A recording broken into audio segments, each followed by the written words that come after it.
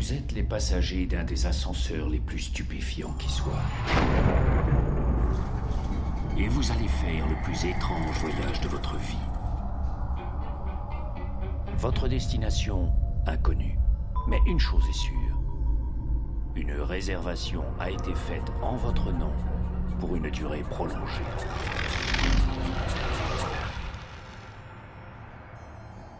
Dites adieu au monde réel.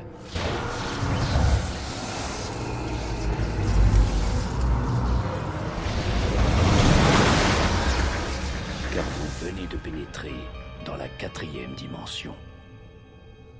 Les tristes événements qui s'abattirent sur ce haut lieu d'Hollywood sont sur le point de se reproduire.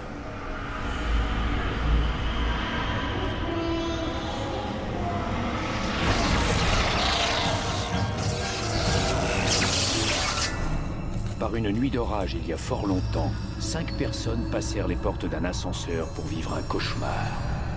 L'orage est maintenant de retour et les portes s'entr'ouvrent à nouveau. Mais cette fois-ci, elles s'ouvrent pour vous.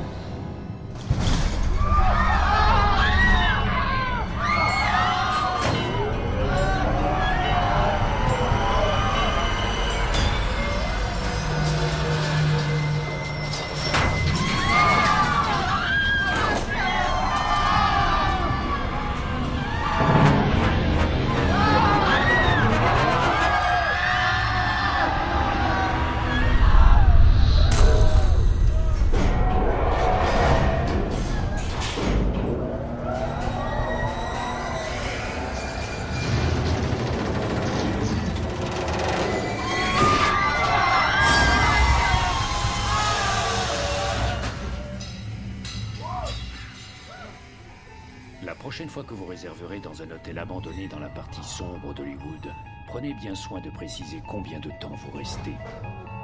Ou vous risquez de devenir des résidents permanents de la 4e dimension.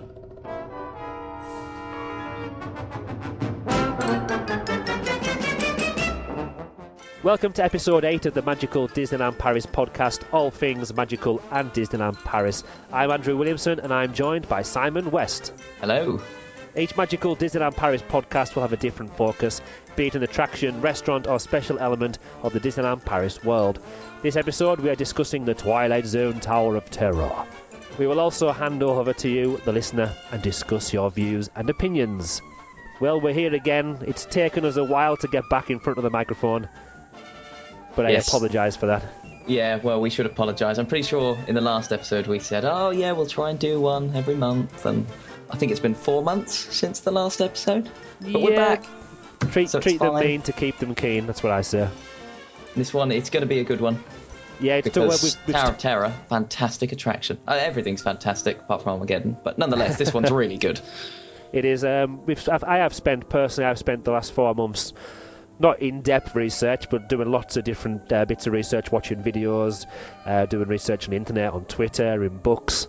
There's an awful lot of content out there about Tower of Terror, and I think that just sort of highlights how popular it is and how much of a fantastic attraction it is. Yeah, there is. One thing I have found, though, there's no, especially for Disneyland Paris, there's not a site dedicated to the Tower of Terror, unless I've missed it. When we've been doing research for Space Mountain, for example, there's a whole fan site dedicated to every Space Mountain, just the Disneyland Paris Space Mountain, with sound effects, with images, construction videos, all sorts of stuff. Same with Phantom Manor, Pirates of the Caribbean. Yeah, so I mean, Tower of Terror at Paris, though, isn't actually a unique attraction, though, I suppose. Whereas something like Space Mountain, Phantom Manor is unique to Paris. Very true. We have the same one as Disney California Adventure. I couldn't really find much about that one either, but there we go. Let's move on. We always like to start off with a little bit of the brief history of an attraction. So we're going to discuss the original opening date, because the Walt Disney Studios Park in which the attraction is placed was opened in 2002, and the idea was that Tower of Terror would take place in the middle of the park a couple of years after opening as another thing to get people G'd up and another advertising feature for the park. It didn't happen, did it, Simon? No, it didn't. And they left the space there, so you'd come out of Studio One, and then there was this big green space that was just, it's just effectively just grass, really, sort of forward and to your left as you walked in, and it was like that for years. And it just, I mean, the whole layout of the Walt Disney Studios park is pretty wrong anyway, if we're quite frank. But to just have such an empty space as you've just walked into the park, such a big empty space, it was painful. But nonetheless, we have it now. And of course, it came along with the Hollywood Boulevard, which is, I think, really good. Yeah, it looks nice. It makes some good photographs opportunities as well. Going back to the space, obviously when they designed the original Walt Disney Studios, it was planned that the Tower of Terror was going in that place. If that was the plan, just to leave a big open space and there was nothing going to go in it, then obviously that would have been a faux pas. But the Imagineers did have a plan for the Tower of Terror to go in that space. They had the plans drawn up, and the version in Disney California Adventure Park is the exact same design, and that actually ended up opening before the Disneyland Paris version, even though the Disneyland Paris version was thought of and planned initially first. Yeah, well, I mean, the Parisian resort didn't have enough money, basically. Which is, I mean, sort of the story of everything that happens in Paris. But nonetheless, yeah, I mean, it should have been, and it sort of is now, the premier attraction almost of the park. You walk in and there it is. You look, across the Studios Park skyline and there it is. But of course it wasn't there for, 5 years? But officially the project was greenlit in 2005, but plans and architectural drawings and stuff like that were started around 2004. But the construction didn't actually start until 2006. Yeah, I mean, 2007, 2008 was sort of a good time for the Studios Park because you ended up with the expansion of Crush's Coaster as well. So in that fairly short space of time, given how long Disney usually take to do expansions, there was quite a lot going on. Yeah, at that time of the decade, there was quite a lot. So the park opened, not the park, the Twilight Zone Tower of Terror officially opened on the 22nd of December in 2007. So that's a few years after the opening of the park, and a few years as well after it was planned that the Tower of Terror would actually open in that big gap. Is it just me that thinks that the 27th of December is a strange day to open an attraction? 22nd. 22nd, oh right, okay, so it's like a Christmas present then? It was a Christmas present, yeah. Oh, lovely. Very belated Christmas present. Yeah. Sorry, should have brought this a few years ago, but... Yeah, this is a present for Christmas. That counts. Yeah.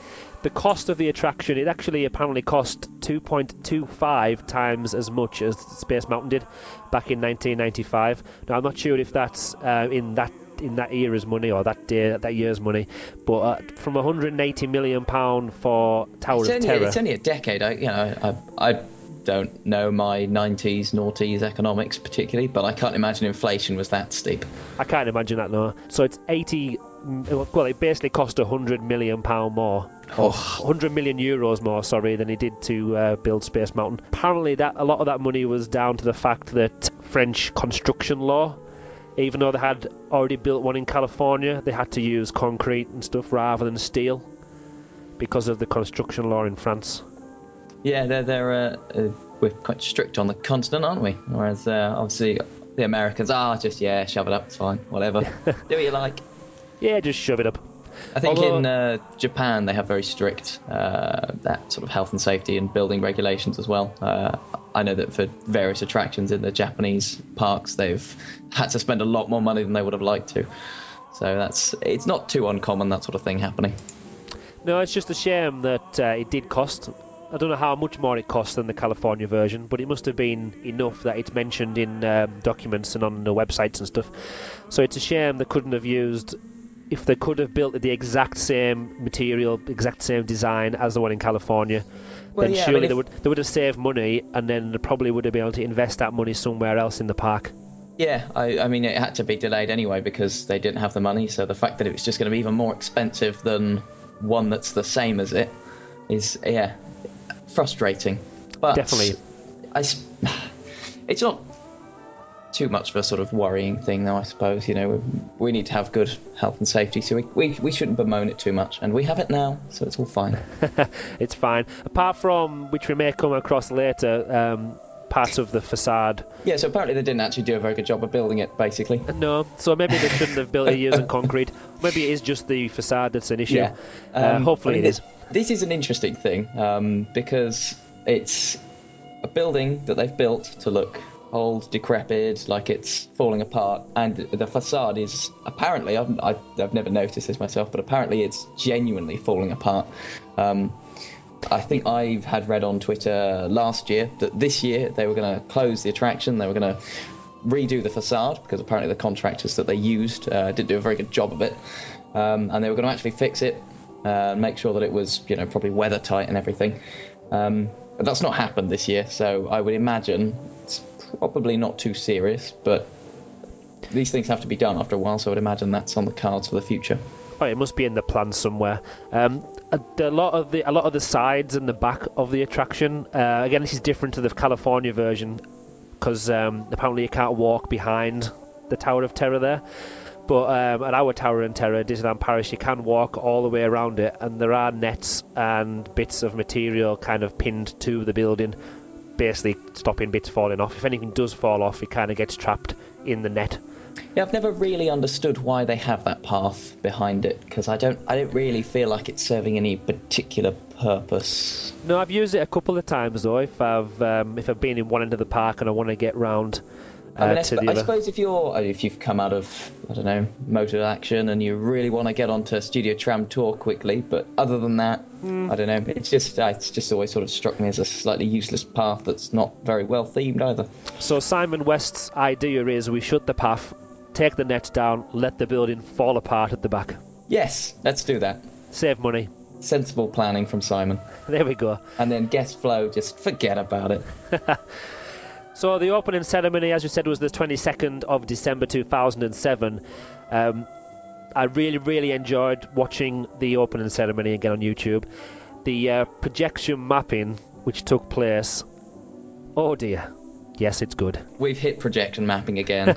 It's only taken us about 5 minutes, Simon. I'm surprised it took us that long. But yeah, the opening ceremony was all decked out 1920s style. We had lots of actors and characters, bellhops. We had lovely ladies dressed up. We got men dressed up. The cars, everything was all sorted out. The video I watched, you could see a big crane with a camera on it, so it kind of spoilt the effect. But I bet you, when you were there on the ground and you were looking up at this wonderful Hollywood Tower Hotel, it was wrapped in projection mapped wrapping paper. Then all of a sudden the bow was undone and it was all unravelled, and there was arms of zombies and monsters and all sorts of different spooky ghouls. It was actually a really good opening ceremony. One of the what's actually stands out for me as one of the best. Because I know when Ratatouille opened, they had dancers and like a live atmosphere with a little band playing the French Parisian music. Watching this one again, and I didn't watch it as it was happening because I didn't really get into the Disneyland Paris community until after that. But the projection mapping effect on this Tower of Terror was absolutely fantastic. Well, and of course, it's half a decade before we see Disney Dreams arrive on the scene, so it's almost like a bit of a tester, isn't it? They've clearly worked out how to do this, and I suppose they probably did that and thought, wow, that was really spectacular. Let's do this on a bigger scale. Yeah, and it's something I want to discuss later on, but it's definitely something I feel they should bring back to that Walt Disney Studios park if they're going to have the park open longer for guests to savour the Place de Remy in the night time, because it looks amazing at night. So maybe that's something they could look at later on. But if you haven't done so already, I definitely recommend you check out the grand opening, or I think it's billed as the grand reopening of the Hollywood Tower Hotel, because obviously the hotel was once open, as the story goes. The other thing about that, of course, is I mentioned there's this. You had all the actors decked out in the 1920s stuff. There's a lot of fans, and I'm sure we'll get to this later when we get to the listeners' opinions. There's a lot of fans that really think that the whole park needs to take that 1920s theme on. Forget the whole you're on a movie set, and just take the whole 1920s glitz, glamour, Hollywood theme and just roll with that properly. Now, would you have that in the whole park, or because I don't feel it would work in the whole of the Walt Disney Studios? Well, I mean, now that they've started putting in sort of proper themed lands like Toy Story Playland, Place de Remy, it's not necessary there, but certainly in the entrance area, and then the bits near sort of Animagique, Cinemagique, probably also going towards Rock and Roller Coaster and lights, motors, action as well. It would be nice to have some proper theming. And 1920s, it's been shown by the Tower of Terror that actually, it's very glamorous, it's very glitzy, and it's enjoyable. Yeah, definitely for those entrance areas leading up to Rock and Roller Coaster, which probably will end up as a Marvel area if the plans go ahead. I wouldn't be surprised. So I would say that central area running round past the Hollywood Tower Hotel, that would, if all of that was themed very similar, then that would look quite good. The story then, we say 1920s, but the date on here is about 1940, but we'll give or take a couple of decades, it's fine. The story goes, this is from the Disneyland Paris website. It says, on a stormy Halloween night in 1939, 5 unlucky souls disappeared from the Hollywood Tower Hotel's doomed elevator. Classic stars of the silver screen sought rest and relaxation at the Hollywood Tower Hotel during the golden age of Hollywood. In 1939, during a gloomy Halloween night, 4 unfortunate hotel patrons and a bellhop were riding in the elevator when a violent storm struck the building, and they were never seen again. Whatever became of them and wherever they may have gone has remained a mystery to this day. The hotel closed down that night and has remained abandoned ever since. I didn't realise it was meant to be on Halloween. That's news to me. Then it says the present day you're invited to take a tour of the Hollywood Tower Hotel and ride in one of the only working service elevators, unless you realise that there's 3 different shafts, but that's a different story. On a stormy night, very similar to the evening when the unexplained event occurred. Be welcomed by Rod Serling as you journey to the 5th dimension. As with any attraction at Disneyland worldwide, Disney parks worldwide, the Imagineers always come up with a great story. Yeah, I mean, it's got to have a proper sort of back to it, and the Twilight Zone Tower of Terrors is absolutely one of the richest across any Disney theme park. Yeah, just like from the moment, even like before you even stand anywhere near the queuing area, when you're just looking up, you kind of think, wow, even if you don't know that story, and we've mentioned this over podcasts and many a podcast, if you don't even know what the story is supposed to be, you can look at it and make your own story, and they're probably all going to be very similar stories. It's an old Hollywood Tower Hotel, as it says on the building, so I wonder, something spooky must have happened here. It's broken down, it's like run down, and your mind just starts going, doesn't it? It starts running away with you. And then if you are in the queuing area and you get inside and you go for all the different scenes, the theming is absolutely magical, and it does all link back to this story, and it just brings it all alive. Yeah, so our show building at Paris that we have, the architectural style is Pueblo Deco, which is apparently a fusion of Pueblo Revival and Art Deco, which was popular in the 1920s.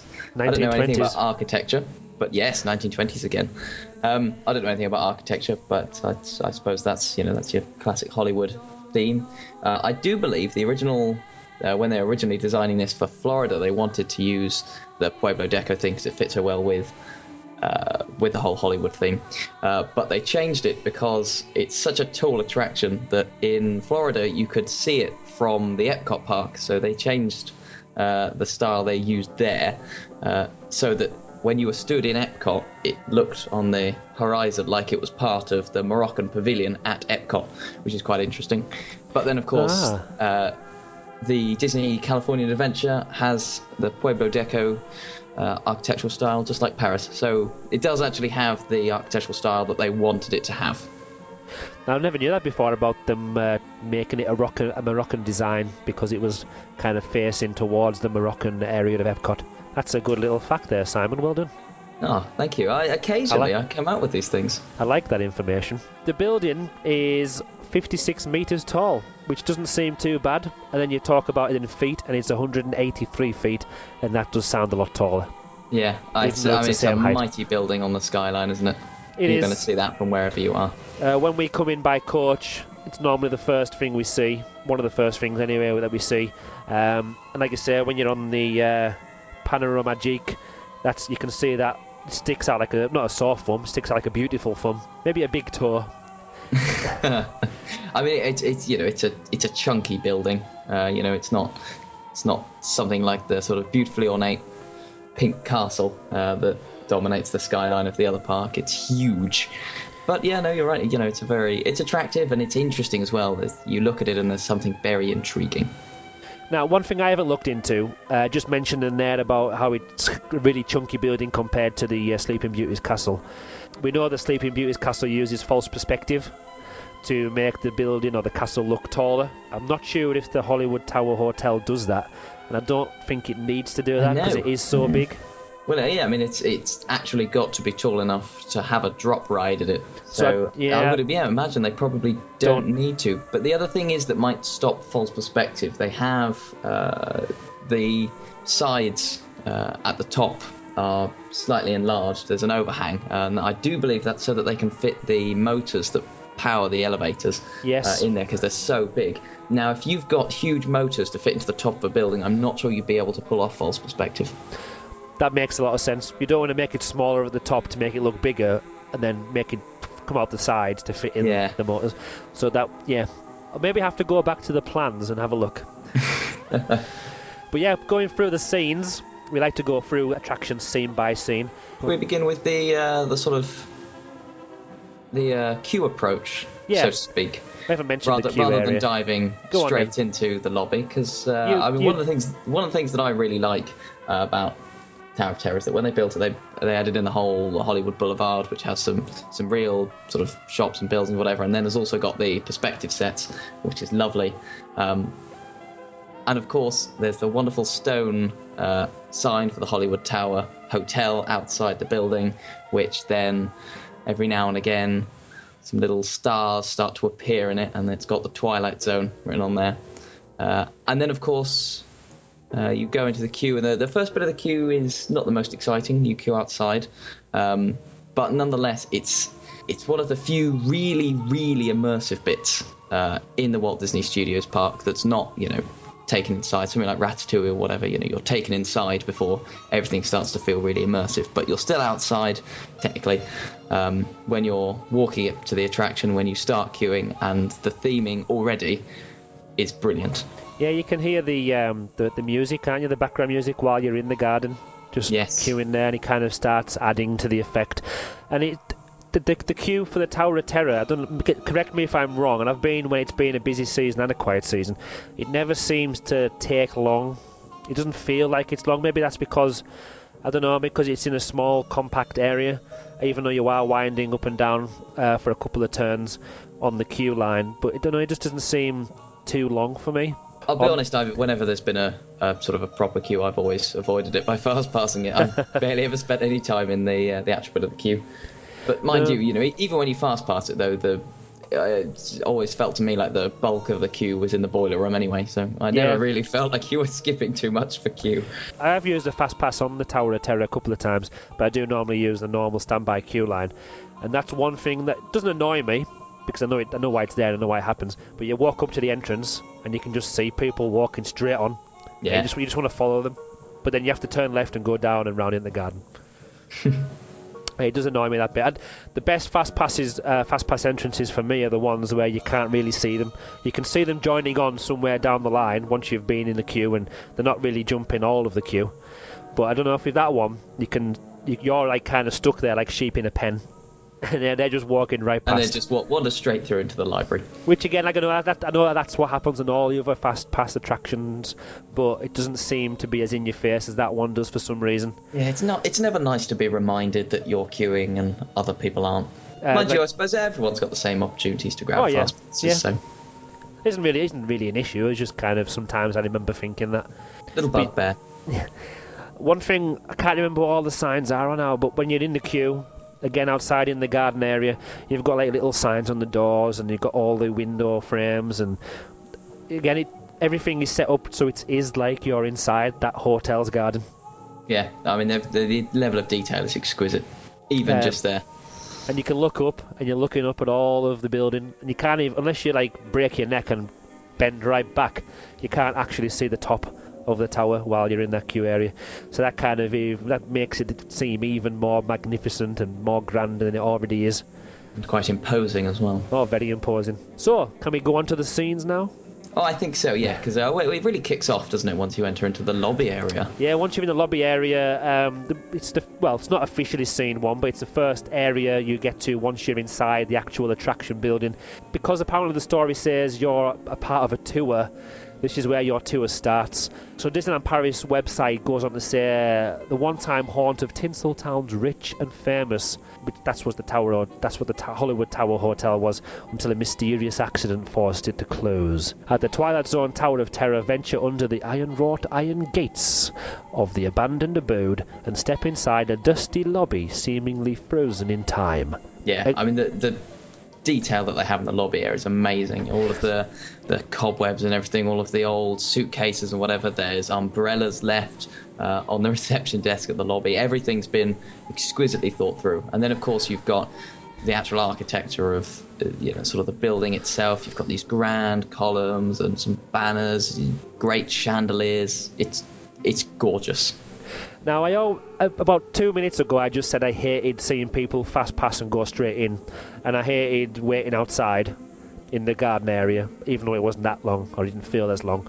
But this is one queue, or one part of a queue area in any attraction that I sometimes wish I was actually in there for a little bit longer.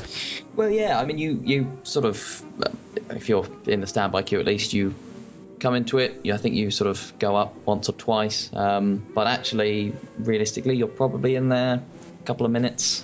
That's it. You're a very small amount of time. I mean, It's quite a large room, but most of it's just taken up with items of theming, really. So you don't get a long time to enjoy it, and then you're herded off into the library.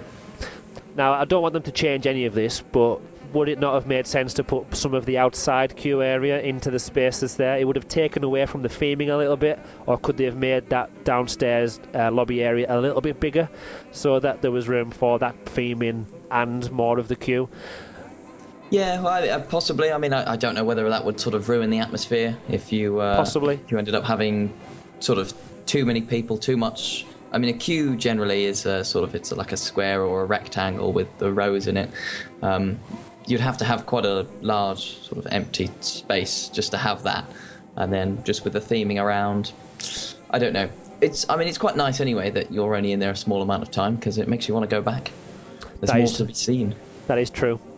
Another question I've got, obviously you don't know the answer to this, it's just a hypothetical question, but I know they sprayed a lot of the chandeliers and a lot of the bookcases and all the windows and stuff with the fake spiders' webs. That's remarkable, isn't it? The fake spiders dust in a can. And the fake dust. Now, I want to know, is that initial dust out of the can still there, or is that original dust? Is that new dust that's kind of just accumulated, or do they have a cleaner that goes around to clean the real dust to add more fake dust? Well, I have also thought about this actually, because I mean, if you did actually leave something for so long, then it would actually get sort of grimy and grotty, but that wouldn't look quite right for the whole spookiness of what Disney's trying to achieve there. So I mean, it's possible that actually, they might clean it and then re-add all of the cobwebs and the dust. It's just always not bugged me, but I've always just stood there and thought, I wonder if somebody actually cleans this dust. Well, they want it to be perfect, don't they? They've thought about where it's perfectly placed cobwebs dust are going to be. So if real spiders come along and start building their own spiders' webs, well, that's going to get in the way of some good planning. Yeah, it wasn't in the plan for that spider to do that, so get rid of that. Clean that away, but don't touch that dust. Now, this is the first, well, apart from when you're outside the gates, queuing up, or, going into the, through the arch into the fast track area, or through down the garden outside, this is probably the first place you're probably going to interact, guaranteed, with a cast member dressed as a bellhop. The cast members on this attraction are wonderful, aren't they? Yeah, sometimes they're outside. I've seen Goofy dressed up as a bellhop before, trying to get people into the attraction. But you're guaranteed in the lobby area to have, if not one, a couple of bellhops in there. Now, I don't know if it's happened when you've been there, Simon, but a couple of times they've been on the phone. Now, I know most attractions have a phone so they can talk to people and say, well, there's 10,000 people queuing up inside here, don't let anybody else in, or we need more people in, or whatever. But occasionally I've heard cast members, obviously it was in French and a couple of times in English, but they've kind of been pretending that they're on the phone to guests, or they're on the phone to, obviously it's supposed to be a tour, so maybe that doesn't follow the story, but they've been on the phone to somebody else trying to investigate the Hollywood Tower of Terror. That's fascinating. I've never noticed that. And again, they put on the spooky voice, and they'll let two people go past, and then stop and inspect somebody and ask them questions, and then let them go back in there really quickly. So it's a great way of playing with the guests and the cast members there. Very similar to Phantom Manor, when I've seen some people outside of the Phantom Manor gates as well. That's probably one of the best cast member areas if you love interacting with cast members. They're wonderfully playful. It's always good to try and sort of death stare them down as they death stare you, and I can never do it. I always crack into a smile. So that's Magical DLP's task of the month. Oh yeah, there you are, the challenge for this podcast. Challenge of the month. Stare down a cast member at the Twilight Zone Tower of Terror and make them crack first. And then get a selfie with them crying. Why, because they've just been fired? No, because their eyes are they've been stared down so much that they've had to give in, and then their eyes are all red and sore, and they're broken crying. Them. Yeah, we've broken them. Although they shouldn't be broken because they're kind of spooky anyway, aren't they? Well, that's true, yeah. They're not dead, are they? No, they're the people who still work there. They're given I'm not sure, tour. because on all the promotional materials, they're all very sort of pale-faced, and they look sort of zombie-like, to be honest. So it's kind of... Are they meant to be dead? I don't know, it's kind of contradicting itself in a way, isn't it, sometimes? Because we go down to the service elevator, which is fair enough, but then would they have to be wearing the bellhop gear to let us in the service elevator? No, but the bellhop gear looks pretty cool, doesn't it? It does, and I'm not arguing that fact at all, because I do love it all. But it just kind of, when you think about it, and then... You're right, it doesn't make sense. And then the official story on the Disneyland Paris website is that it's a tour, and they're giving us a guided tour of this Hollywood hotel. And they've decided to take you to the service elevator. Yeah. Surely, if I was going on a tour, or if I was coming up with a tour, I would maybe get a lift working, or I would titivate the lift up so the boiler room and all that kind of stuff looked like it was part of a tour. I don't know. Maybe I'm just nitpicking here. And again, if it was offering a tour, I wouldn't be using half-dead people to offer that tour. No, well, I completely agree, but unless the tour, I wouldn't change any of it. No. Unless the tour is coming from people of half-dead. No, but then we're supposed to die on the ride. I don't know, it's confusing me now. Well, you don't die on the ride, you disappear, don't you? Disappear, sorry, yeah. We'll get to that later. Sorry. So yeah, the next official part of the scene, or part of the building attraction, is actually the holding area. Now this is the area, it's a really small area in between getting past the lobby area desk and before you enter into the library. And I was amazed to actually find that it had an official name on the plans. I'm also surprised at that, because I mean it's just a holding area. It's just the waiting. It's just more of the queue, really, isn't it, before you get into the library, and it's still really part of the lobby. But what an amazing holding area it is. Oh yes, no, again exquisitely themed with brilliant details. So as you walk up, you've got the library sort of straight on, and then to your right, straight ahead of you, you've got this cabinet. I think it's got like old perfumes and little statuettes in it, again covered in dust and cobwebs. You've also got two lift doors, fake lift doors, which were obviously the official lifts that this incident happened in, because obviously they won't have been using the service elevator. The guests would have used one of these lifts, and then the doors are kind of crumpled open, aren't they? Kind of squashed together and all mangled. Yeah, it's never explained what happened, but it isn't. Something's but again, gone down. You never read. There isn't loads in that little holding area, but there's enough there that if you're having to stand in that area for a few minutes, then there is enough to keep you occupied. But again, of course, though, if you're fast passing it, then you don't really go into that. There's two libraries, and then the near side as you go in, I believe that's just used for fast pass. So you don't actually go into the holding area, you just straight in. I'm sure, having not been on, unless obviously they might fill it up with standby queue, I suppose, but I've been in the right hand side library and I haven't been on the fast pass. Interesting. Unless I'm making that up, I can't remember. But that seems to be what's in my head from my last journey there. Once you're in the libraries, no matter how you get there, I always find it fascinating that they ask you to stand on the carpet. So they've got all the bookcases and the shelves with all the books all around the outside. Again, a really well-themed library. I haven't had time to look at any of the books before the lights go off, but I can imagine that they have handpicked every single book, and there'll be names of books and stuff that are related. Hopefully we'll be able to get some answers to that one day. Then you've got the TV in the corner. Now the cast member they always ask you in Phantom Manor as well, stand on the carpet. Now when I first went on that attraction, I didn't think that was the lift, so I didn't expect that to go up and down as in the Tower of Terror drop, but I did expect something to move or somebody to walk around and tap me on the shoulder, but that didn't happen. Yeah, I suppose they're probably just sort of wanting to stop people from leaning on the decorations at the side of the room, I'd imagine. I can imagine it's also because the cast member does do a little lap of the library just to check everybody's probably doing what they should be doing and there's nothing dodgy going on. So it's probably a health and safety reason as well as anything else. That's a good point. But it's always been fascinating because they always say, on the carpet, please. But obviously in a French accent. Oh, that was nearly French.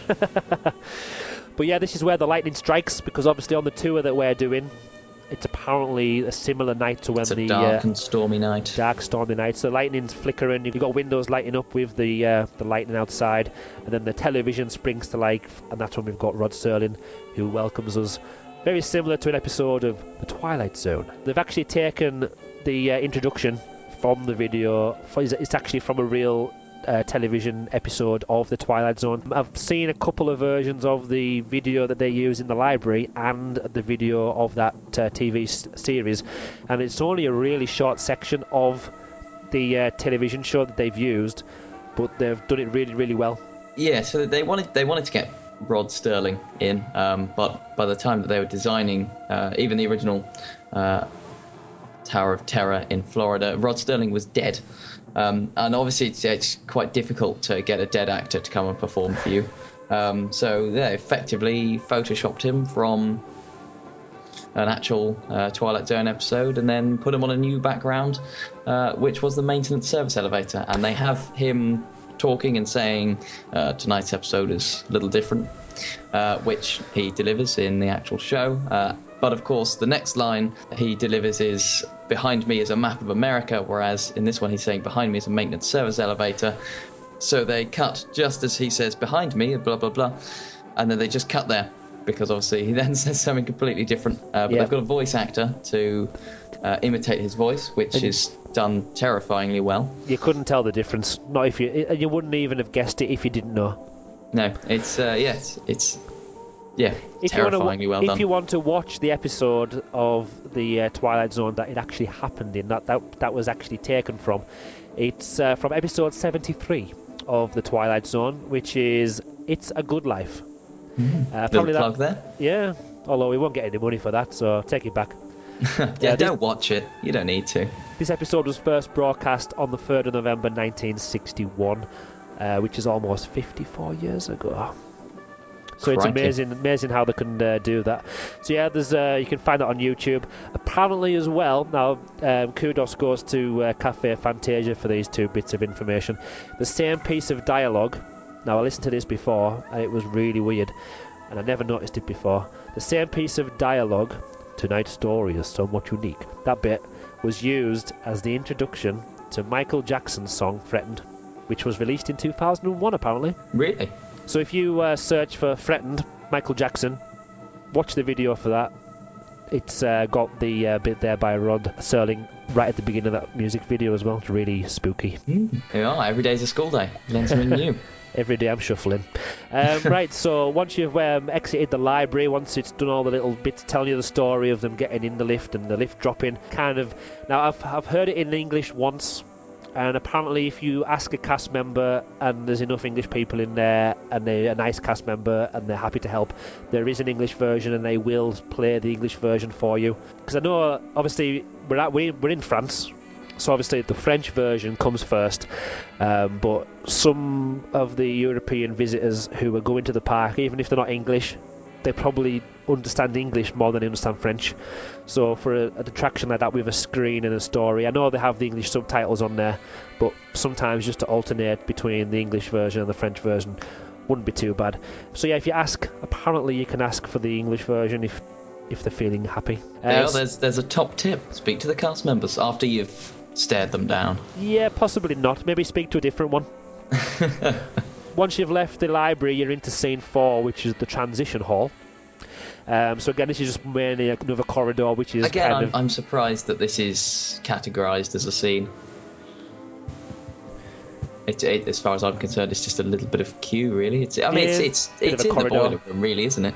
Yeah, I think it's just on the way to it, so it's just a little bit as you're walking out of the libraries, heading towards the boiler room, because that's what we go into next. That's scene 5, the boiler room. So it says, from a secret passage, trudge into the shadowy confines of the dilapidated boiler room, home to rattling machinery and your vessel into the 5th dimension, the service elevator. Ooh, spooky. A boiler room's not supposed to be downstairs, underneath in the cellar. There might not be. I haven't got a clue. I wouldn't know anything about where to build a boiler room. Because obviously you go... I don't know, I would have the impression that a service elevator goes all the way down to the basement. Mm-hmm. It's just sort of a spooky room, though, isn't it? You know, as they say, with all the rattling machinery, there's little crates of things, there's offices, and yeah, it's having all the metal and the darkness, the industrial lighting. It's slightly stuffy and a bit too warm. It's all about the atmosphere, isn't it? Making you feel uncomfortable. It works as well. Certainly does. It's great, and the fact that obviously there's 2 levels of the boiler room, for the top level of the lifts and the bottom level of the lifts, and you can see through the grating in the stairs, and it's all open and industrial. So even though that's obviously just part of the queue line, they haven't just kind of thought, well, we'll put any old normal staircase in and leave the rest of the theming to work on its magic. They've actually themed the staircase and the walkways, so it kind of matches the theme of the boiler room. Yeah, definitely. Now, I don't know how you'll feel about this, but I've always felt that, I've been saying, as I said, I usually try and fast pass this attraction. You have the pre-show in the library, and you get all hyped up, it's all very exciting, and then you go out and you spend ages queuing in the boiler room, that you're sort of... I just sort of feel like often the pace gets a bit lost, and you have all the hype, and then there's too much waiting after that. I almost feel like you should do more of the queuing before the library, and then after the library you should be loaded onto the service elevator a lot faster. You know, as you said, there's 2 floors in the boiler room. There's quite a lot of queuing to do often, and it can be very slow. Yeah, it can be. Or am I being really fussy? No, I don't think you're being fussy. I think I agree with what you're saying there. Obviously the cast members are by the entrances to the elevators, and when you get close you can see what they're doing and watch them having a laugh with the people and trying to scare them through the doors and disappearing and reappearing. So when you get closer, I don't think it's much of a problem. But yeah, if you're queuing up the stairs for any reason, again, you've got the theming to look at, but it does break up the attraction from, like you say, being in the library area, so it gets you started up and your adrenaline's pumping. You come on, especially if it's your first time on the attraction. But I suppose once you've done it a few times before, you know. So I suppose for most people now, even though it's really enjoyable still, the library is just another part of the queue, like you said, that you walk in and wait in and then you move on. So yeah, a lot of people... I really like the library scene. I love the show, and I really do love it because it gets me all really hyped up. The problem that I have is just then, after getting hyped, having to wait quite so long. Whereas, say, Rock and Roller Coaster, you have the pre-show with Aerosmith. It's only short. Frankly, it's nothing on the Twilight Zone's pre-show. But then you queue for 2 minutes maybe, and then you're on the attraction. There's not too much waiting there. Whereas you go up and down the boiler room, and just always felt a bit long and broke the flow a little bit. Now, there's not really any need for any projection mapping in this area, but I'm sure we could add some in, though. We haven't mentioned it for a while. Should we mention it? I think we should. What could you do, projection mapping wise, then, to keep us interested anyway, just us two, while we were in the queue?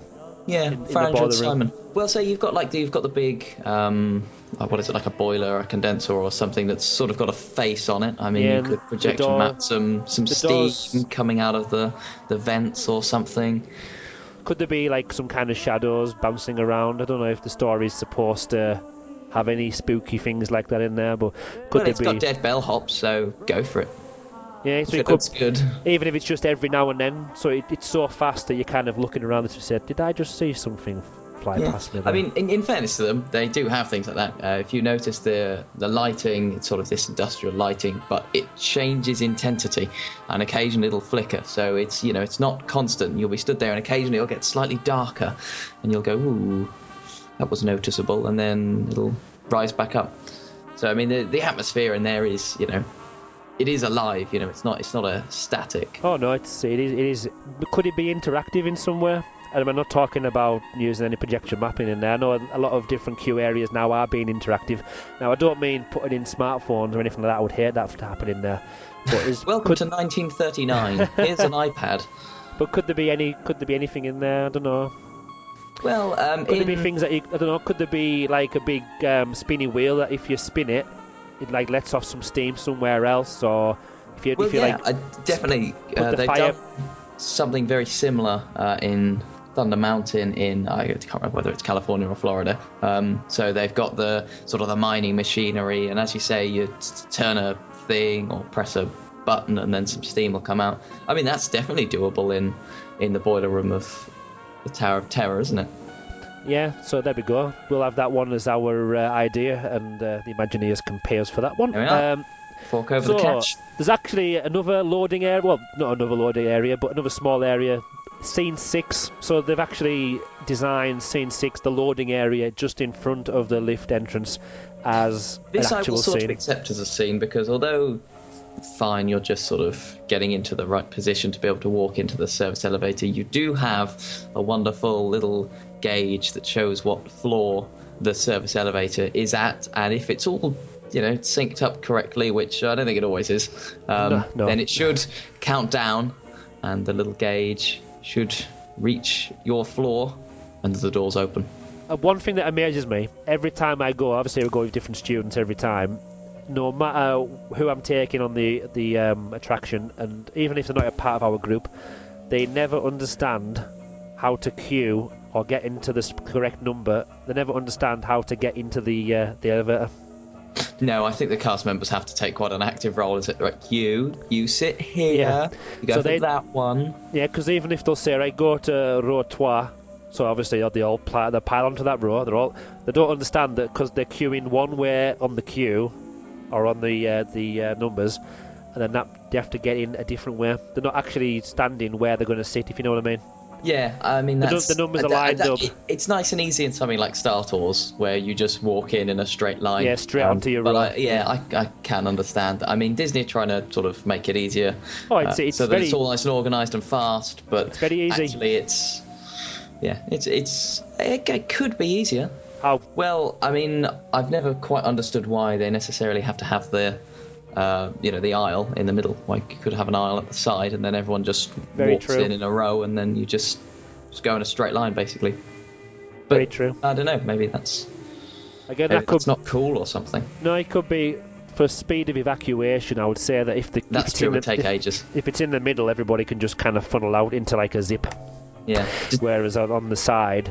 But you don't need to leave because you end up in the 5th dimension. So. That's true. So you're destined to fail anyway, no matter what happens. It's fine. But yeah, this is another area where the cast members really come to life, and this is probably the last time you will see the bellhops. So when you're in the loading area, there's a tiny little door, like a service door, next to the service elevator.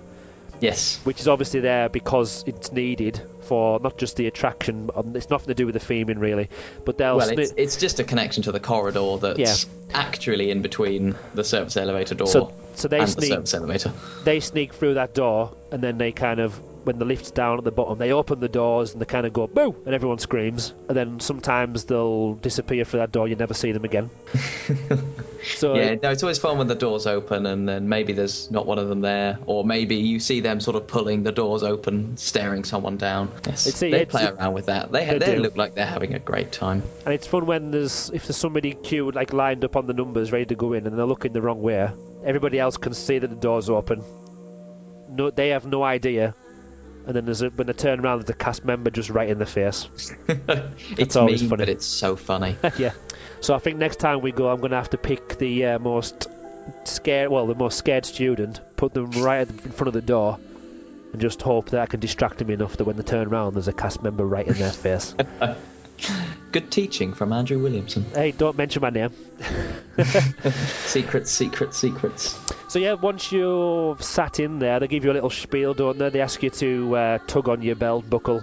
They always make you, well, I always make my students look up, because there's normally one of them sitting underneath the hole in the grate, because there's a nice little wire mesh ceiling which kind of encases the whole lift or the whole ride vehicle, and there's, for some reason, in the two corners at the front there's like a bit that's cut out, and then that's for lighting, isn't it? There's a light up there. I'm not sure, or is it a speaker? It looks like, well, to me it looks like there's a hole, and we'll have to look into this, but maybe you're right. But it looks to me as if you could kind of just fly up. Because obviously I've seen a video on YouTube in one in America where there's a guy not wearing his seatbelt, and he is airborne off his seat a good 30 centimetres for a couple of seconds. Now, if something was to go wrong, obviously it's all made so it doesn't happen, but if something did, I always tell the students anyway, you just fly out of that hole. You go flying right up. We're going down, you're staying there and landing back on top of us. Speaking of flying things, I read this and I thought this was wonderful. When they were designing the original attraction, they were in Florida working out how fast they wanted the elevator to go. And the story goes that apparently an Imagineer sat down in there with his shirt and tie on, and he said, "Now I'm going to ride this, and if my tie doesn't fly up and smack me in the face, it's not fast enough." I haven't heard that one. That's good. Now, again, you might not know the answer to this, and I might be making this up. Hit me with it. The lift doesn't actually fall, does it? The lift is pulled down, isn't it? I think so, yeah, because to make it go that fast. I think, yeah, they couldn't get the acceleration or something. So obviously gravity's only so strong. So actually, yeah, to get the real feeling of you know, sort of jumping out of your seat when it starts falling, I think it is pulled. I think. That's what I'm not an engineer, though. I don't know. I'm a history student as well.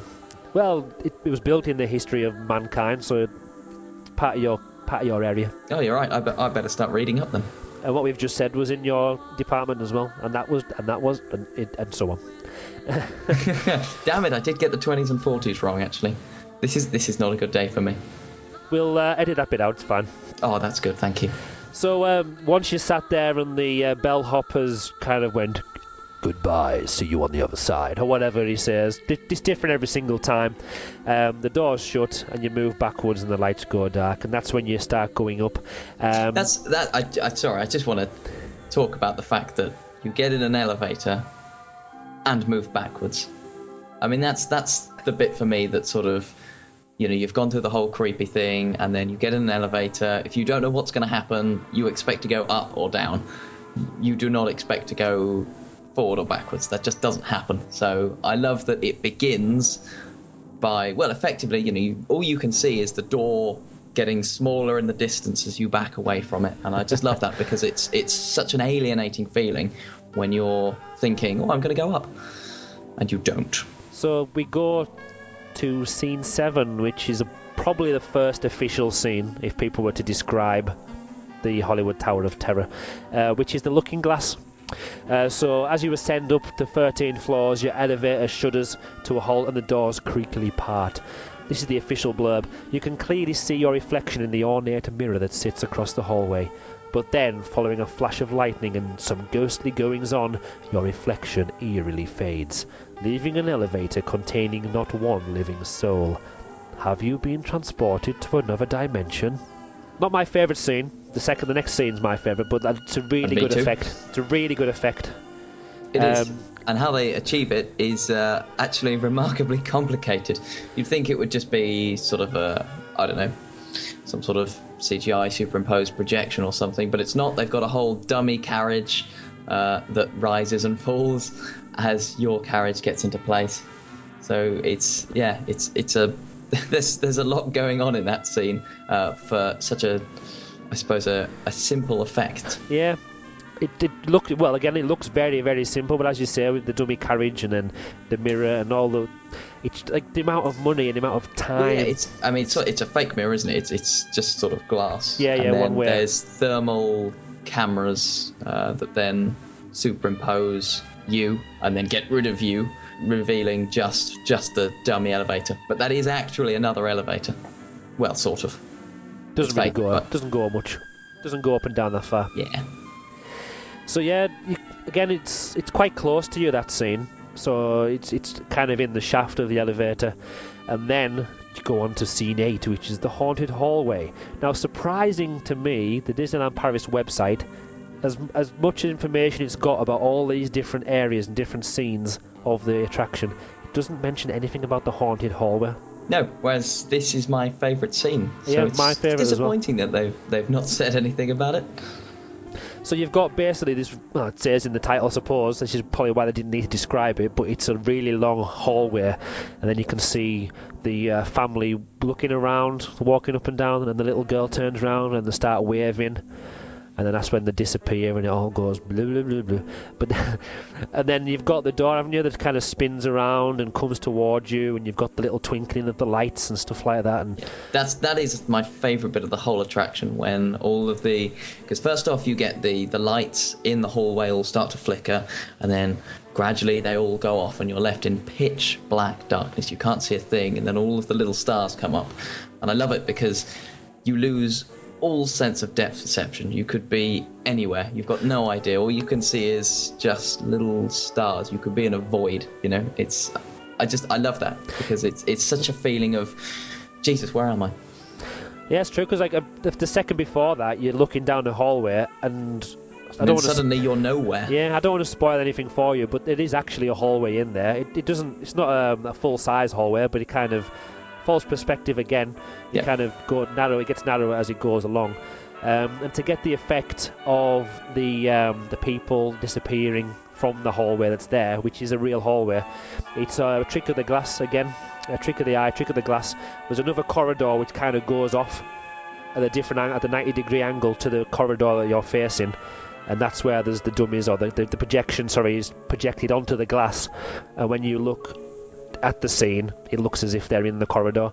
So it's very similar to the scene in the Phantom Manor, the Pepper's Ghost, the ballroom. Yeah, Pepper's Ghost. That was it.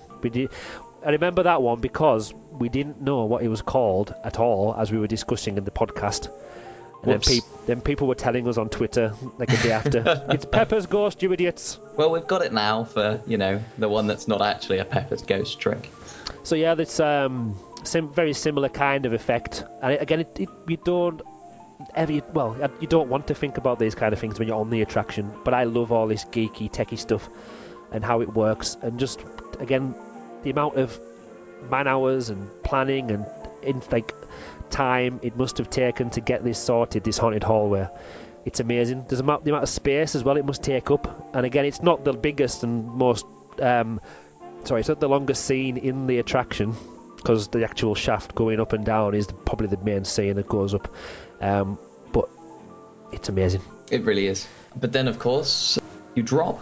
Now it says you free fall, but we're probably guessing that you get dragged down to hell. Yeah, probably not a free fall. So the official website says, shriek in terror as your elevator free falls down the abandoned shaft, then unexpectedly changes direction and launches back up the hotel. This is when you gaze through a missing wall, 13 stories high, as the doors inexplicably open and reclose to reveal the hotel grounds. As if possessed by some unseen phantom, the lift plummets down and speeds upward, over and over again, the sound of cables snapping and metal clanging overhead. Will you make it back to the real world, or will you become a permanent resident of the Twilight Zone? I probably would have guessed this, actually. I'll say that again. The sounds that you hear when you're on the attraction, you don't think about it when you're on the attraction. You really do believe that is the sound that elevator's making as it is dropping. But obviously they're adding extra elements of sound effects. So if you've got cables snapping, you've got the whooshing, you've got clanking of metal. Now obviously you've also got the lights on the side of the lights flickering as well, and going on and off. Yeah. But obviously that wouldn't happen normally. If all that was taken away, it would still be an intense feeling, but it definitely would lack something. That same sort of bit of atmosphere. It's like having ambient music when you wander around the parks. You don't notice it, but your brain is registering it, it's processing it, and it's setting the scene, it's setting the mood. Despite all that, though, what I love about the drop sequence scene is that you've gone through the entire show it's all very scary, and then it starts going up and down, and the whole carriage starts laughing because actually there's something really, really, really funny about bouncing up and down. There is. I've got a story about this, and I keep going back to my students again now, but I suppose They're that's a good source of stories, aren't they? This is good. I won't mention names. If he listens to this, which I probably won't, he'll know who he is, and the rest of the school will know who he is as well, because I told everybody. We were on the Tower of Terror. This student, even before we got on the queue, he was petrified, turning green at the thought of going on the Tower of Terror, because obviously he's heard of the stories about what it was like. But because he's the kind of person that even though he is really scared of it, he will just give anything a go. So he's probably braver than I am. Even because I enjoy the attraction, so I'm not really scared of any of the roller coasters, anything like that. So that kind of thrill ride doesn't bother me. But I'm probably not as brave as him, because he's trying something that he knows he's really scared of. But anyway, we got to the into the lift, and I kept saying to him, "Look, I'll tell you when we're going to drop, and you'll be fine. We're just going to go up, then we'll drop once." And honestly, we got up before, well, as soon as, like as you were saying before, you didn't expect the lift to move backwards. As soon as he started moving backwards, he was screaming. And this was before I went up anywhere. As we were shooting up the 13th floor, still looking glass scene, that was when he yelped. When the doors opened, he let out another big scream. But the best part of all was when we were going up to the top of the tower, when we were shooting right up to the top. I just turned around, heard him screaming, and then I just heard a big slap, and he'd put his hand onto my knee. So instead of grabbing the handlebars that are on the sides of you to kind of like keep you from coming out of your seat, this 18-year-old student had basically just put his hand on my knee, and it was there for the rest of the attraction. Oh, good teacher, looking after the student who was terrified. I didn't invite him. And I said after the end of it, he was still holding on. I was like, "What are you doing? Get your hand off my knee!" And obviously, the rest of the rest of the people sitting in there were our students as well, because we filled the whole elevator. So the whole of the elevator was laughing their head off. And I've no idea if the cast member knew what was going on, but he was laughing along with it, and he obviously had no idea. But anyway, good stuff. It was probably funnier when you were there. But yeah. Top of the tower, it's amazing. That's when they take the attraction picture as well. For me, that's probably the biggest thing that spoils the attraction. What, the picture? At the top, yeah. The view also, I mean, they say you get a lovely view of the hotel grounds. Well, no, Disney Village. Which hotel has that kind of view? But yeah, I don't mind the view, because you do get the impression, well, you know how high up you are. You know how high you are, yeah. And it does, for people who are scared of heights, or for people who want a thrill, it does kind of bring it to life. Well, I am really high. I haven't just been moving up and down a little bit, and I'm in a simulation. But yeah, the flashing of the lights, I don't know, the piping and stuff that they've got at the front, I know they've tried to theme it, but I'm not sure I've ever seen a hotel that has piping like that. I know if the elevators burst out at the top or lightning struck it, then there will be some kind of damage in piping and stuff. But I don't know, it just looks too pretty. The piping looks too uniform because it's got the cameras in it and the flashes in it. Yeah, I think it's a fair point. But that's only me being picky on the theme inside. I know that most big attractions now, e-ticket attractions, have the photography on the attraction to make a bit of extra money. And people like enjoying people love getting ride photos. So I'm not going to... I've got enough of them. Yeah. If it was going to be a choice of what to put into room 101, I wouldn't put that into room 101. It would be okay. Oh, phew. I'm being nice. And yeah, actually officially on the plans, there wasn't a scene 10. So I have no idea if scene 10 was Twilight Zone. But I've moved it to scene 10 on here. Officially it was 11. It's the exit hall. So again, it's another little corridor on your way down. If you're upstairs, you walk down some stairs. It's really plain. But it is themed, but really plainly themed. And then you walk through the shop.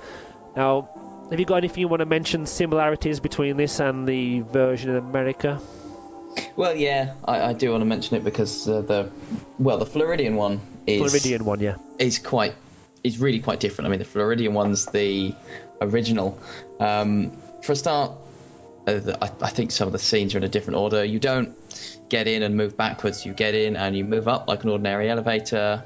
I can't remember quite what the scenes are, but you have.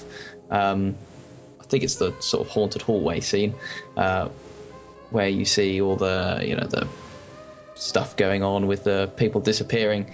It then turns into the whole starry void thing, and that's when you move forwards. So you then move out of the elevator shaft through all these stars, and you start going past these sort of doors and clocks contorting past you, and you make your way into what is actually the drop shaft elevator, and you move up and down, and then all the drop sequences happen there. And then once you then finish off, you then land in it's sort of like a room filled with Twilight Zone memorabilia, and then the whole elevator sort of does a 90-degree turn to bring you back to the station, which is a different place than you got on, and then the elevator makes its way back to the service elevator gates.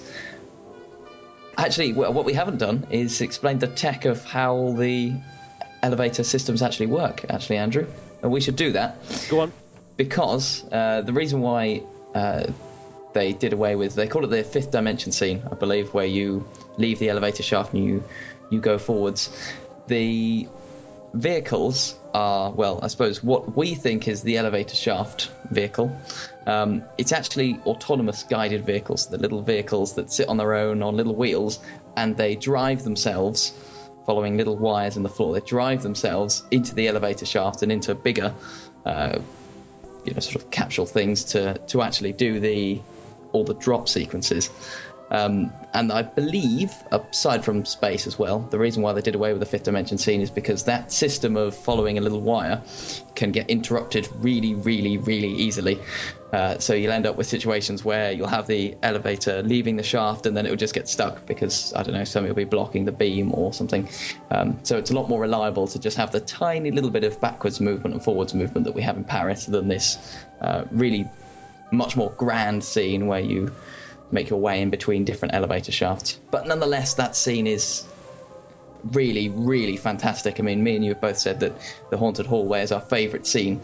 So to have that expanded by actually moving forwards into the fifth dimension, into the Twilight Zone, yeah, it's a real shame we don't have it. It is. It's probably one of the things. Well, I haven't been to America yet, as you all know, but I'll be looking forward to when I do go, because I want to go there. I want to feel what it's like to move into the fifth dimension rather than just be watching it.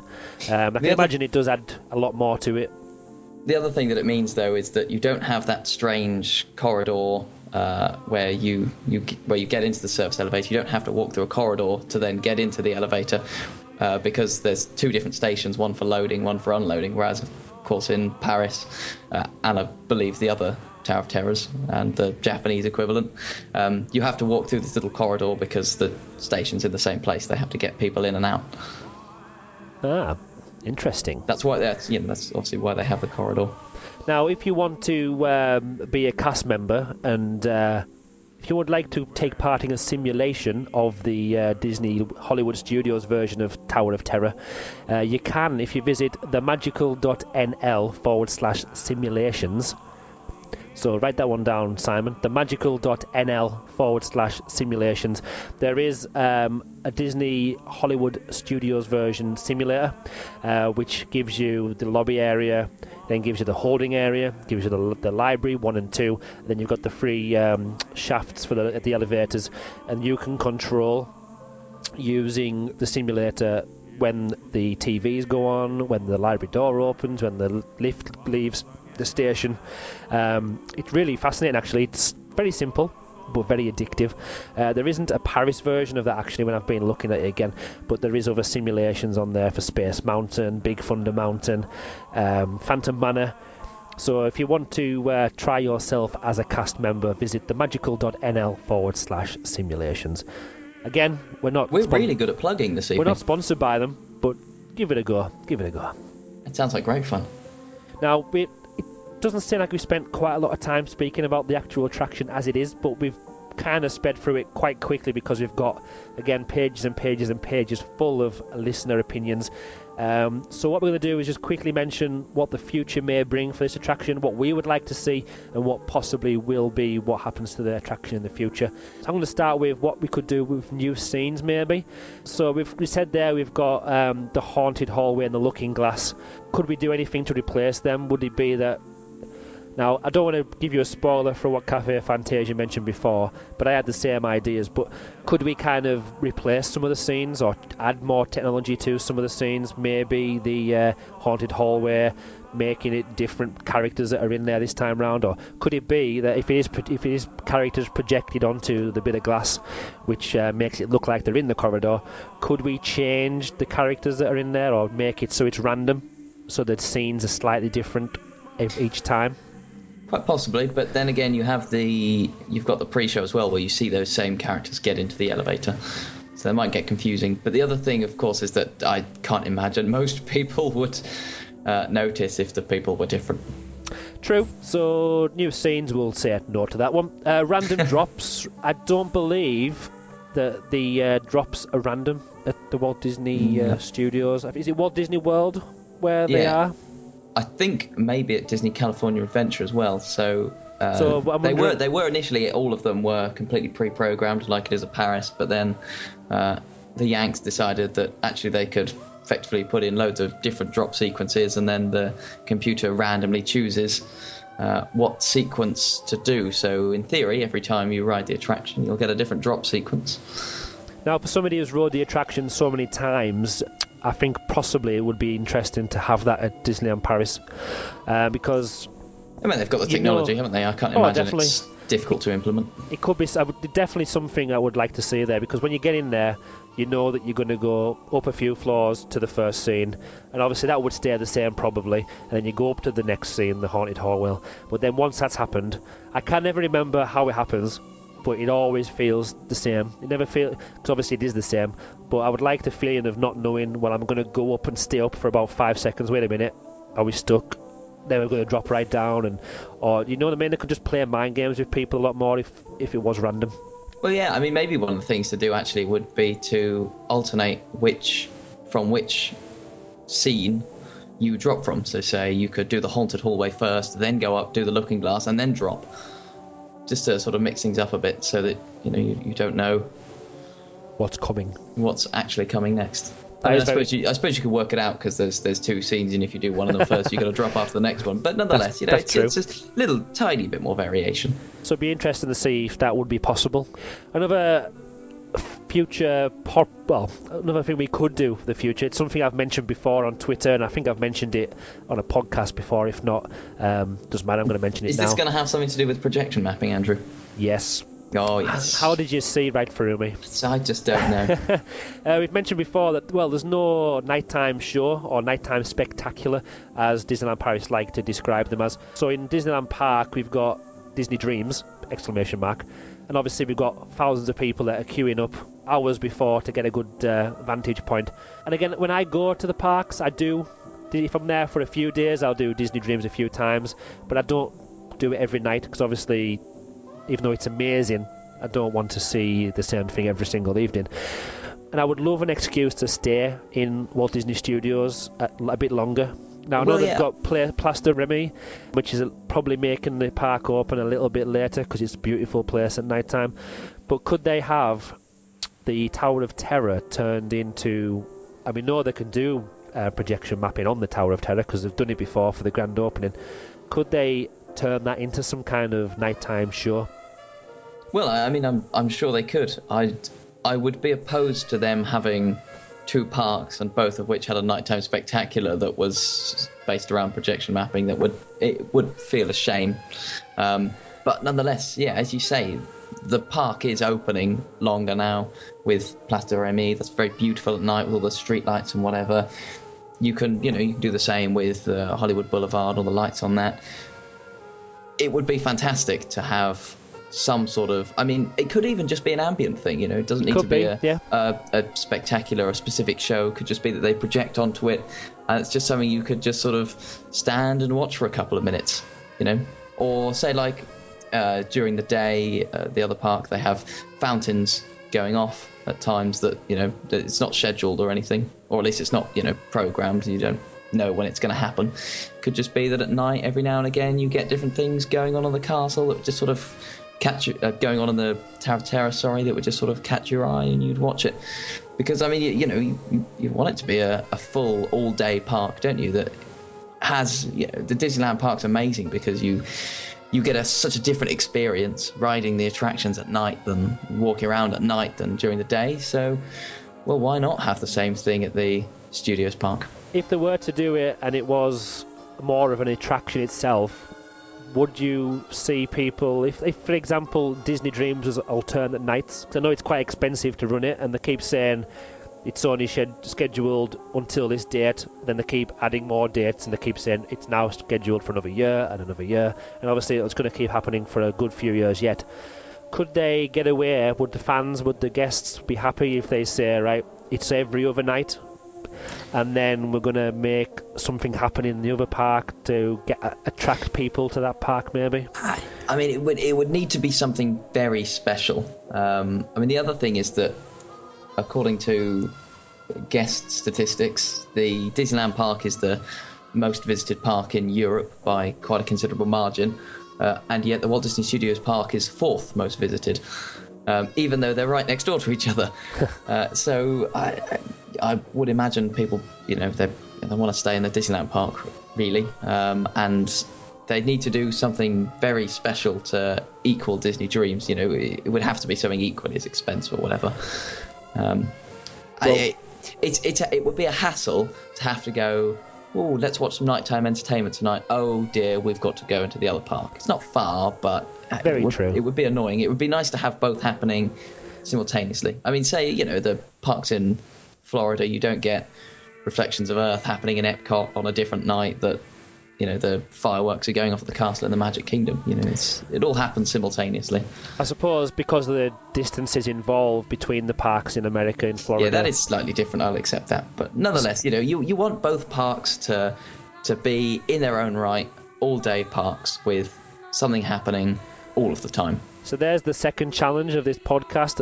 Walt Disney Imagineers, we challenge you to make Walt Disney Studios an all-day park and have a nighttime. Doesn't have to be on the Tower of Terror. We'll leave that bit out there for you to decide.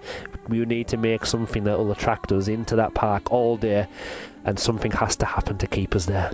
I mean, if you want to build Fantasmic, we'd be fine with that. Put that in. We'll have that. Is there anything else you want to add to the future? Because obviously these are things that we would like, and these are just ideas from our own heads. Is there anything that you feel what do you think actually will happen to the Tower of Terror from this day forward? It's quite possible that they could do some sort of projection mapping thing, being that they've done it in the past and the park is opening later. It's a slim chance that they do it, but it could happen. What's much more likely is, as we said at the start of this podcast, that they're going to need to redo the facade. And unfortunately, I think that will mean closing the attraction for quite a while. I don't know whether they'll leave that till after 2017, because obviously there's going to be a lot of attractions being closed.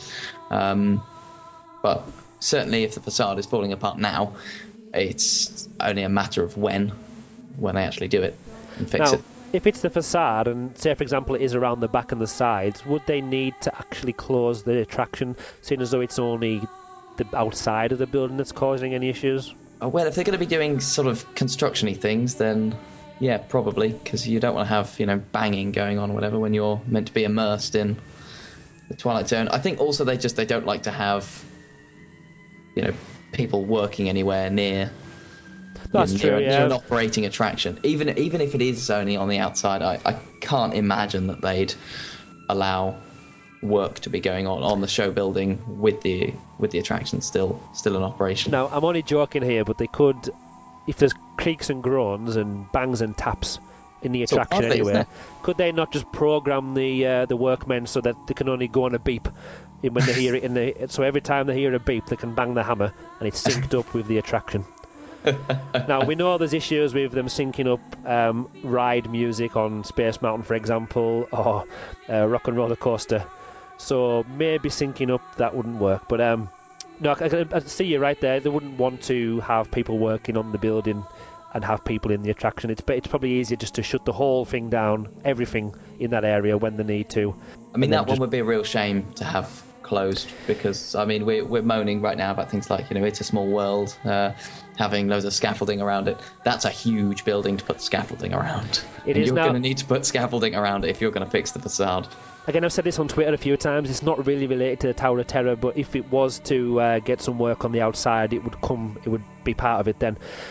It's a Small World currently has the white sheeting up in front of the scaffolding, and I know from when they done the exact same work on the Space Mountain, when they done the exact same work on It's a Small World over in America, in Florida, and in California, I think they had a printed canvas, so it was the attraction that it was going to look like on it, or the previous attraction. Well, now Disneyland Paris doesn't seem to do that. They did it with one of the restaurants in Frontierland, and some of the buildings on Main Street. They have those for. But then recently, I know maybe it's because they're running out of scaffolding and white sheet and green fencing.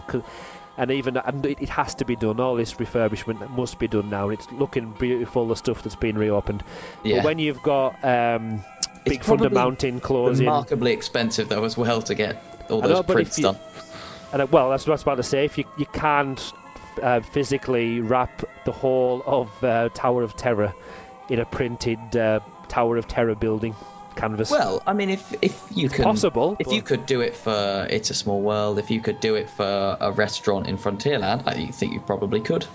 It's possible, but would they do it with the money it would cost? No, I can't imagine they would. If they can't be bothered for It's a Small... Well, I say if they can't be bothered, if they can't afford it, or it's not possible for It's a Small World, then I wouldn't imagine they do it for Tower of Terror, no matter how large Tower of Terror is and how central it is. Now, it does make a difference, though, if you see the big white sheet in front of you, it sticks out like a sore thumb, but if you see something that's printed, it's not as bad. I remember going... It doesn't strike you so much. If you're scanning around, it doesn't kind of just stick in your eyesight. It kind of just passes you by. Whereas a big white blob does. One year we went, and the Sleeping Beauty Castle, the lower half of the castle was getting some work done. And again, it wasn't even canvas, I don't think. It was like wooden boards that were painted or printed on with the bottom of the castle. Now, from a distance on the top of Main Street, you couldn't tell at all. It was only when you got close up that you could tell that there were these boards at the foot of the castle. But it didn't spoil it at all. But if they were big white boards, it would have completely spoiled it from the moment that you walked into the park. So if they do work on the Tower of Terror, and that obviously we'll have to wrap it for health and safety reasons to stop it falling off and hitting people and whatever. I don't know, they're going to have to do something to distract or attract your attention to something else when you walk into the park. And good luck to them working out how to do that. That's a fair challenge. Well done. Yeah, we've spoke a lot now about the history, the current scenes and the future. It's now time to see what you, the listener, believes and your opinions and thoughts. As usual, we've got a great email from Cafe Fantasia. What he says is, what I like about the Tower of Terror is that it feels very personal. On Pirates of the Caribbean, you're essentially an observer passing by on the never-ending conveyor belt, watching things from a distance. But on the Tower of Terror, you're a participant. You're the focus of the action, the protagonist, and everything is happening to you. Something else I liked about the Tower of Terror is the big reaction it gets from you and the other guests in your vehicle. Boarding the elevator, everyone is caught up in the story and excited to be there. And then during the rides, everyone's screaming and laughing, clapping by the end of it. The Tower of Terror is quite possibly my favourite attraction at Disneyland Paris, so given the choice, I don't think that I'd change it. That said, I thought a couple of ideas to widen its appeal and to improve its repeatability. One limitation of the Tower of Terror is the fact that not everyone can ride it.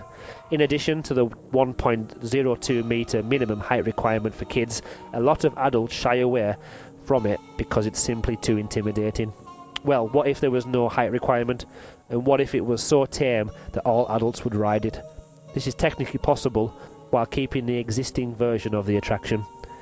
Given that the show building contained 3 identical attractions side by side, what if one of the elevator shafts was used to offer a lower intensity experience?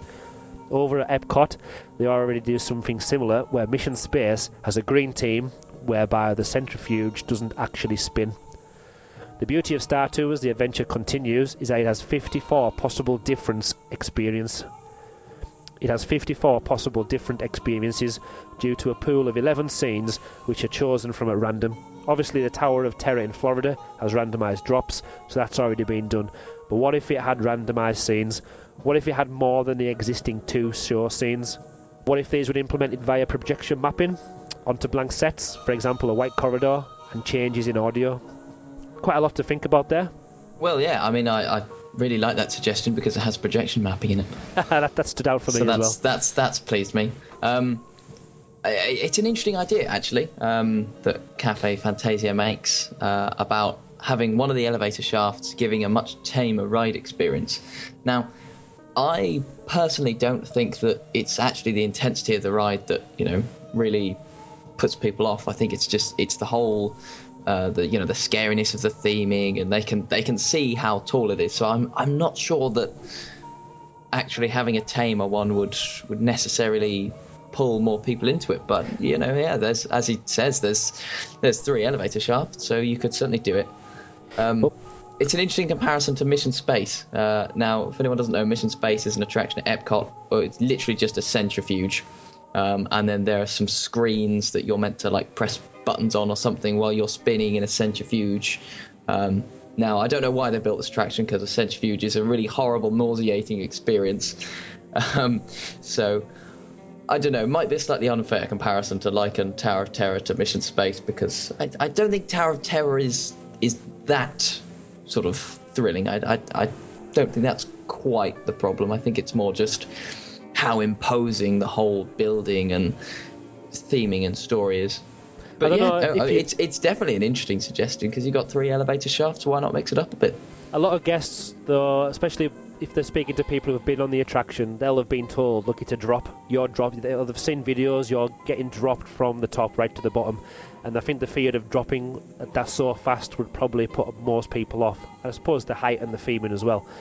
So maybe what Cafe Fantasia is thinking is, even if they don't kind of drop up and down really fast, even if they completely didn't do a drop, or it was just slowly, I know it completely spoils the story and the whole idea, but even if it was dropping so slowly that you don't even feel it, you're getting dropped down as such, maybe that would, I think, bring more people to the attraction. But then again, it would completely spoil it. So if I had to choose between having a tamer ride vehicle in one of the shafts, I probably would just say no to that. I would basically, I know it's going to upset a few people, and it's probably not politically correct, but man up. If you don't like it, then it's not the attraction for you. There's a lot of people that don't do roller coasters. A lot of people, in my opinion, they are missing out on a lot of the great theming, but that isn't what Disneyland Paris is about. Disney is not about... It's got to be for everyone, hasn't it? Yeah, it's got to have the attractions that cater to people who want more thrill. But then again, I suppose you could say, well, some people want less thrill. Why don't you have an elevator for them? True. But then they can ride something else, like the It loses its mysticism, doesn't it, if you have a sort of a weak version, It's like when you grow up going to a theme park and there's a really big roller coaster with a height limit or something that you're too small to go on, and then when you finally get old enough and tall enough to go on this big, scary roller coaster, it means all that much more because, it's so scary. Whereas if there was a littler version of it, the exact same. It's just not a different scale. Yeah. Next email. Do you want to take this one? Yep, certainly can do. So this is from Ben Phelps. He says, love the podcast, by the way. It's great to have another English-speaking podcast. I love your format. Thank you. Tower of Terror is one of my favourite attractions. For me, I feel I'm entering the attraction when I've crossed over the horrible square outside Studio One and you enter the themed area with the hotel towering over you. Let's face it, even if you hate the ride, you have to love the theming. Luckily, I love the ride. My wife does not, though. A funny story, when I took my wife to Disney, I had to lie and say that the screaming was pumped out from hidden speakers and that the people you could see when the elevator doors opened were actually just dummies because inside the elevators didn't move. The walls did. Safe to say I had to buy her lots of Disney merchandise to make up for that lie afterwards. The tower is one of Disney Imagineering's triumphs, as it is a great thrill ride, helping the Disney Isn't Just for Kids line, a theming masterpiece showing Disney at its greatest, and a great weenie, arguably the biggest draw to the Studios park that most normal guests will have. In my opinion, the ride's only drawback is that the narration once in the ride is only often in French, meaning that non-French speakers are unable to truly experience the ride and its story. However, the overall Tower of Terror, it was a much-needed addition to the second park that's not disappointed. Since it opened, it's hardly been interrupted and had hardly any closed days, making it a mechanical masterpiece also. It's a ride that has amazed thousands of people for all the right reasons and will continue to do so for many years to come. I love the story that he told there about his wife. That's brilliant. That's not a moral that we should be condoning, though. Don't lie to your partners. And sadly, my wife loves the Tower of Terror, so I wouldn't be able to try it on her. But I don't want to tell people that it's another challenge to try it on your wife, but or your partner. So he won't. But yeah, the fact that he had to tell his wife that there was hidden speakers pumping screams out, and well, I don't know. I suppose actually this really fits into Cafe Fantasia's idea about having a tame elevator, because I would imagine Ben's wife would have been much more keen to go on it if there was a tame version. Here's an interesting point though, because he opens up by saying that you enter the attraction having crossed over the horrible square outside Studio One. I don't mind. I like it. Yeah, no, I used to not like it, but I think now that it's got the Hollywood perspective sets, I'm quite keen on it. But then again, I suppose because it's got the sort of the partner's statue and whatever. Yeah. Maybe, I don't know. It's an interesting point actually, because I mean a lot of people moan that Walt Disney Studios Park isn't laid out properly, or doesn't have a proper sort of real theme to it. You look in one direction and it's a completely different theme to if you're looking in the other direction. So you've just said One Direction. If we could add that Twitter handle to our post, we'll get a few 100,000 extra visitors. So they're gone now, Andrew. The fans are still out there crying. So if we put that in the hashtag, we'll bring them in open arms. Hashtag One Direction, and then we'll add that to the rest of it. We'll get more viewers. I don't want to be in a podcast that's being hashtagged with One Direction. No, I don't either. I feel like my life has sunk now. We'll scrap that. Yeah, he mentions there about it being a great weenie, and it does grab your attention, like the castle does when you're walking into Disneyland Park underneath the hotel once you've got past the railway station there. It is such by the way, it says there a theming masterpiece, and it does just draw your attention straight away. Yeah, I mean, I personally quite like having Studio One as a sort of inside area that you walk through, because then when you come out of Studio One, it suddenly all opens up at once. It's not a sort of something that you've seen in the distance and you've spent ages walking towards, like the castle.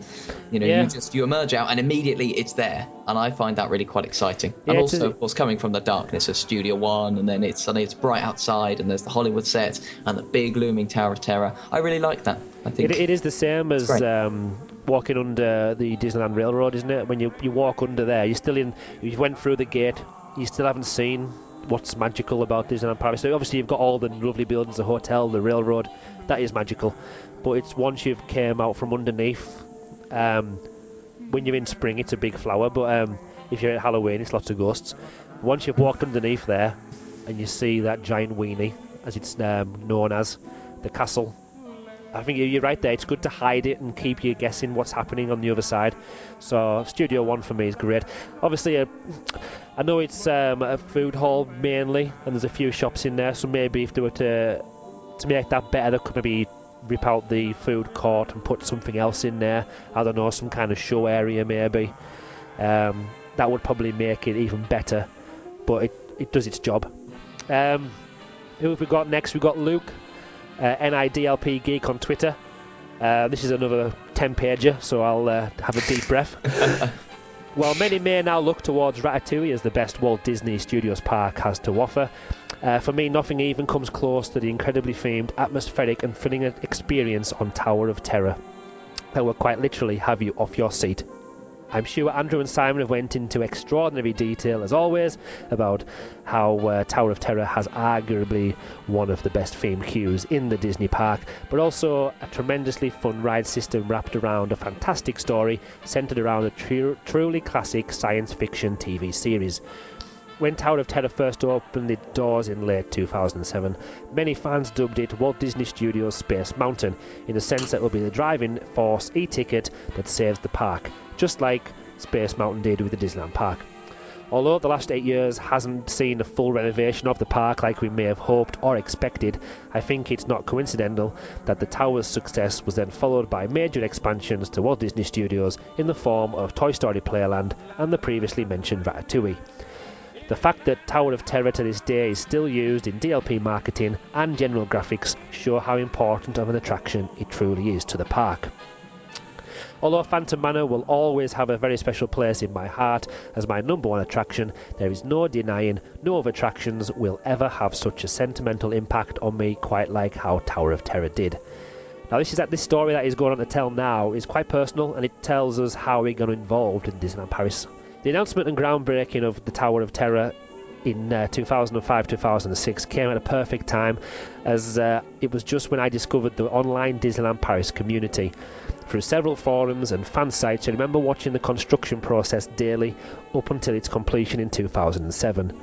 This excitement of a brand new attraction, both huge in physical size and importance, was my driving force in coming back for more, wanting to see what more had been built and when we'd finally start to see marketing for Tower of Terror. I fondly remember discussing on older message boards the very subtle exterior differences between our tower and Anaheim's, as well as our very unique fan contest DLP held, which invited you to create your own TV or radio advertisement for the upcoming attraction. This in turn obviously made me incredibly excited to experience the tower for the first time in July of 2008. Despite all of this hype I had put myself through for years, I'm very pleased to say 7 years on, it surpassed all of my expectations. As the on-ride photo I own of the faithful first ride nicely shows, the community-wide buzz of the Tower of Terror brought is... Wait a minute. The community-wide buzz the Tower of Terror brought is what gave me my love for the DLP online community and pushed me to keep posting, talking, and eventually expand to other social media. Indeed, I feel I owe the Tower a huge thank you, as without it my Twitter, my blog, and this very email I'm writing may not have existed. It just shows there, Simon, that it is big attractions like this being built that kind of bring people on board. Now, I myself got into Disneyland Paris from going there, obviously I've said this a few times now, with the sixth form and running it as a trip for my students. But it's big things like this that keep people interested. When I first got really into it, Ratatouille was on the horizon and there was plans for that, and I was updating my self all the time by looking at Twitter feed, listening to podcasts, visiting websites, and it's very similar there for NIDLP Gig. The Tower of Terror is what started his passion for keeping a check on Disneyland Paris. Is there anything similar for you, or is it because you went when you were younger? Well, no, I've been visiting since I was very, very young. I can't think of any sort of one particular attraction that really got me into it. But I mean, I also ended up joining the DLP fan community while Ratatouille was sort of being announced and the building process was beginning. So, yeah, I suppose it's always really nice to have something new to look forward to, and I mean obviously at the minute we have that in the different refurbishments happening. You know, each of them sort of initially they looked a little bit sort of shaky as to how good quality the refurbishment was going to be, and now we've had Space Mountain reopen and it's got some, I mean it's looking fantastic. So yeah, I mean these big attractions like Tower of Terror, you know, the anticipation of all of them, it's a very, very powerful thing. Do you feel though that the recent refurbishments, I don't feel that they would bring in people such as building a really big Tower of Terror and building a really good version of Ratatouille? That's kind of not going to, if somebody's looking for something to grab their attention and follow it passionately, I don't think that's going to grab it. No, and to be honest, I don't think Ratatouille is either, to be perfectly honest. I think, you know, the really good ones to sell are the very visual things like Tower of Terror, and you can say, look, this is a drop tower, or you can build a roller coaster like Thunder Mountain and you can say, look, this is a roller coaster. It's fun. Whereas, of course, a dark ride, you can't show too much of the dark ride because that would be giving it away, and True. it's not too big. And then the refurbishments as well.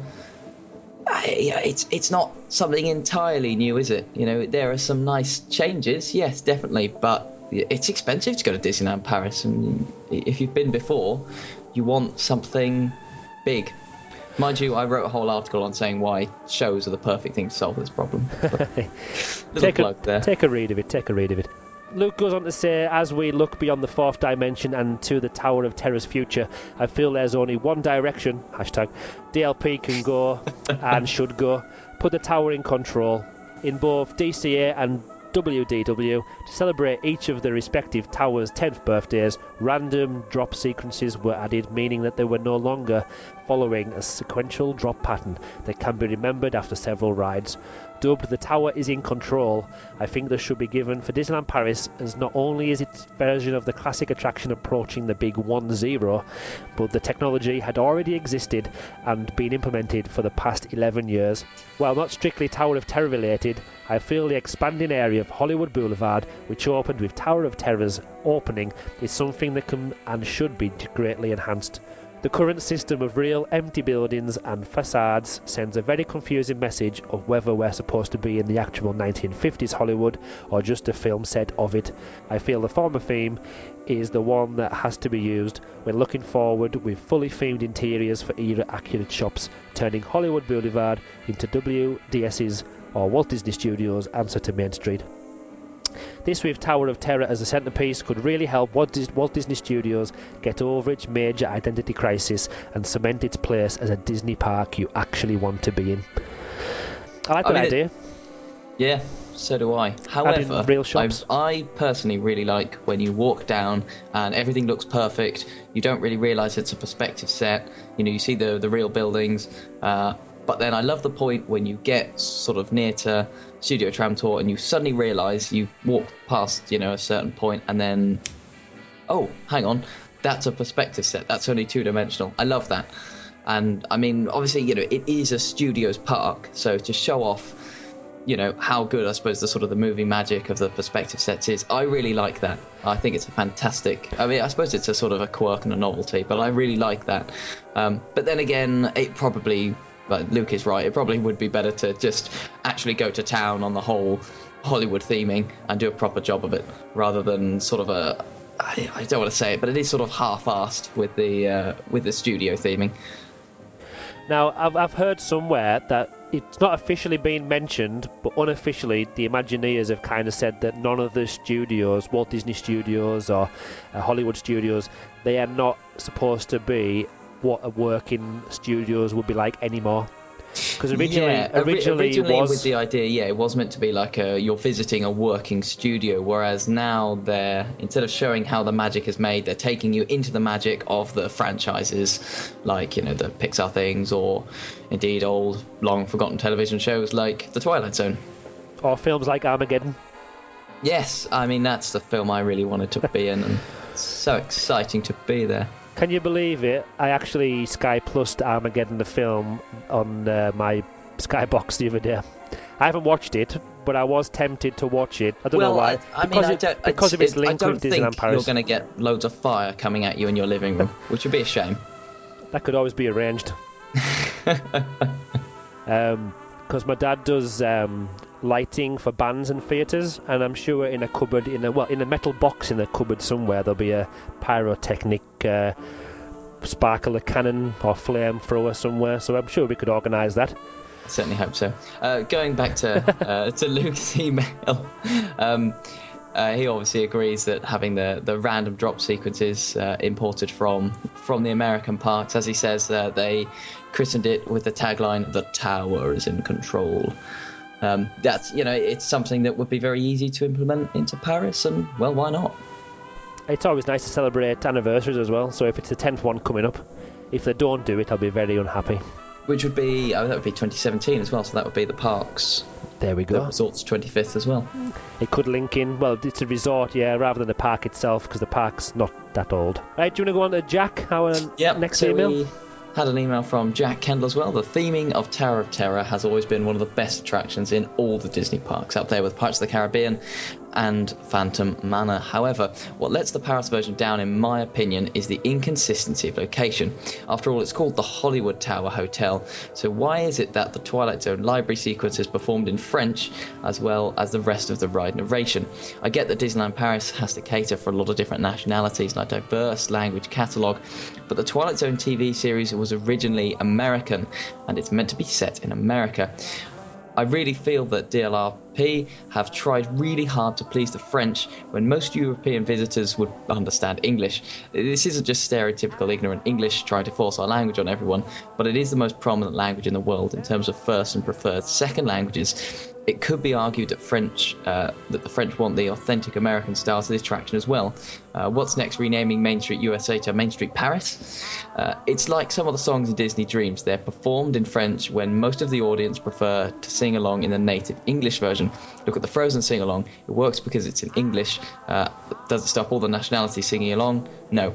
With the recent controversy surrounding Disneyland Paris ticket pricing to UK and German guests, I feel that Disneyland Paris could do with making itself a little bit more Disney and a little less appeasing to French culture. After all, it is a slice of Americana.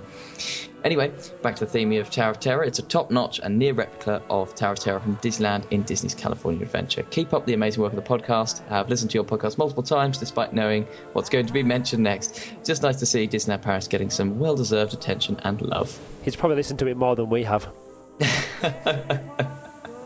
It does go on to talk about the language quite a lot. I can see what his point is and where he's coming from, but then you can say that a lot of other attractions do have the in French, and it's not really... that's the language of that place, and I can see why it's in French, and I don't think it's going to change. I don't think it needs to change, really. Yeah, I think when we were doing the podcast about Disney Dreams, we decided that we actually preferred some of the songs in Dreams to be in French. And actually, I mean, I don't speak a word of French, but the French language is just gorgeous. I love hearing the spiel in Phantom Manor in French. I don't understand what's being said, but it just sounds really good. And equally with Tower of Terror, I don't get it, but it sounds really good. And perhaps because I don't understand a word of it, actually it makes it a little bit more spooky. So... to be honest, I wouldn't put it in English. But of course, as we said earlier, you can speak to the cast members and get the library scene at least done in English. So I wouldn't, again, if it was Room 101 and I had to get the French-speaking element of Disneyland Paris into Room 101, I don't think I would. I would leave it there. Sure, it would be floor 13, wouldn't it? Yeah. Put it into floor 13. K. George Bailey's our last email for this podcast. I love this attraction, although I turn into a big baby when the lift opens up at the top and starts to go up and down. The whole story and imagery beforehand is great, and the cast members get involved, which adds to the experience. Short but sweet. And now to the final email, which is from @ExplorersClub92, and they've kindly added, feel free to follow them on Twitter, which is very nice. Another advert there. Yeah, our plugging this evening is just fantastic. Before you start reading that, actually, with all the plugging we've done, I think everybody who's listening to this and anybody who's plugged needs to share our Twitter handle or like our Facebook page, get visiting our website. Sorry about that. Yeah, let's get back to magical DLP, damn it. Anyway, the email. I haven't seen another Tower of Terror than the one in Paris, but I really love it. Such a detailed and rich attraction. From the gardens in front of it to the fountain, with the light effects to the library and the boiler room, everything is just perfect. So what I really like about it is all the little things. The English voice, the host in the front of the library and the elevator doors is just awesome. The lights, sound effects, props everywhere are fantastic. I love the water coming in from the ceiling, the heating pipes in the boiler room. What should be done, a nighttime spectacular or even a laser light projection mapping show, ting, ting. like the one for the opening of Tower of Terror, is absolutely necessary. It's such a big and beautiful building, they have to do more with it. A platform on top would be really cool, maybe with a walk, and a restaurant with the glitz and glamour of the night in 1939 would be cool, with maybe lightning strikes, sort of like in the Rainforest Cafe. The cons. I'm from Germany and I love it in English and I don't understand a word in French. It would be nice if the CBS would ask more often if people want to hear the English version. On my last visit, I've seen half of the building is falling apart and they need to fix that. how's that even possible? If the backside of every building would just fall off, then every street in a big city would get closed. Thanks for the really great podcast. Very excited to hear the new one. You're doing a very good job. Best Disneyland Paris podcast. Please do it more often, more regular, smiley face. We will try. We will try. Like we say, we want to treat you mean to keep you keen. If we done it every single week, we'd have no attractions left and be finishing a year. Exactly. So we're kind of stretching it out until they just add another little attraction or add another show that we can talk about. Evidently, we're planning this, aren't we? Really, it's all in the game plan. It's all in the game plan. I mean, it's a really interesting idea. Is there a platform on the top? We've not heard of that one before. Well, people pay quite a lot of money to walk on the Sydney Sydney Harbour Bridge, isn't it? And the Millennium Dome, or whatever it's called these days, O2 Arena. People walk on the top of there. That's quite high up. Absolutely. I live quite near to a National Trust property where they were doing some work on the roof of this old building. They put up some scaffolding and they decided to put a cafe on top of the scaffolding, and everyone was going up there. It was the most popular thing there. Forget the old building. I just want to go to the top of it. So people love doing that. I'm sure a fun idea. I mean, the only thing would be that if you saw people up there, it might ruin the whole it's abandoned and derelict. Yeah, it's kind of spoiling the storyline, isn't it? And the theme in the definitely game for a one-off 1939 restaurant. That sounds I'm fabulous. not sure how many voids or how much space they have in the show building, but if there was space to put behind in it, get rid of that silly walkway that we're talking about. There you go. Extend. Put a conservatory in. Demolish Armageddon and have a nice restaurant. Well, extend it all that way out there, yeah. I'm going to get in trouble at some point for slagging off Armageddon. Especially when in a few episodes' time I'm thinking about doing an Armageddon podcast. We'll do Armageddon, yeah. We definitely need to do one at some point. I think so. Before they close it. It's never before it sets itself on fire. But yeah, the restaurant idea is really good. I think more... I know we've got a Chez Remy now, and we've got other Blockbuster Cafe and stuff like that. But again, I think some more properly styled eateries, nice the one with Ratatouille. That would be really good. And of course, as Luke was saying earlier, and as we were saying, to expand that Hollywood golden age of film theme, why not have a restaurant and then expand that theming across the park? Well, across a little bit more of the park at least. Yeah, because when you start thinking about having the theme and the 1939 theme, and it could be Hollywood, it could be that it's a glitz and glamour restaurant from Hollywood. There could be you could have cast members dressed up as famous stars or people who are supposed to be famous with paparazzi following around and going to your table. Monroe and all this sort of stuff. Yeah. But I mean, the other really great thing about the whole Hollywood thing is that you don't need to change the name of the Walt Disney Studios Park or anything. You don't need to rebrand it because, fine, it might not be a working studio anymore, but everyone knows the link between Hollywood and the film industry. So it fits. It's an opportunity there that just needs to be taken. Unless, of course, they've got another plan for the area, which we'll find out when it happens. We'll find out. I did originally think we had no iTunes reviews in 3 or 4 months, but then looking again, we've actually had 2 of them. One from Spain and one from the UK. The title of this 5-star review was A Great Way of Discovering the Past, Present and Future of Disneyland Paris. There are not a lot of DLP podcasts out there, but this has to be one of the must listen. So there's only 2, and it's one of the must listen, so I'll go with that. I'm happy. Andrew and Simon dedicate each episode to review one attraction from the resort, talking about its history, its story and its future. By listening to them, you can really tell how much they know and research about the subject of the episode. Plus, they make it really fun too. Oh, and you can make a drinking game out of it. Every time projection mapping is mentioned, you take a drink. Keep up the good work, guys. Pablo at Spyglass Hill DLP. I'm really into these drinking games. Not that It's got us nailed like that, isn't it? That would work so well. It's like when you watch Harry Potter. Hammered. Every time you watch Harry Potter and he says a certain word, you're supposed to drink. Or if you're watching a Eurovision Song Contest and Graham Norton says a certain word. But I've never. Every time there's a useless act. Oh wait.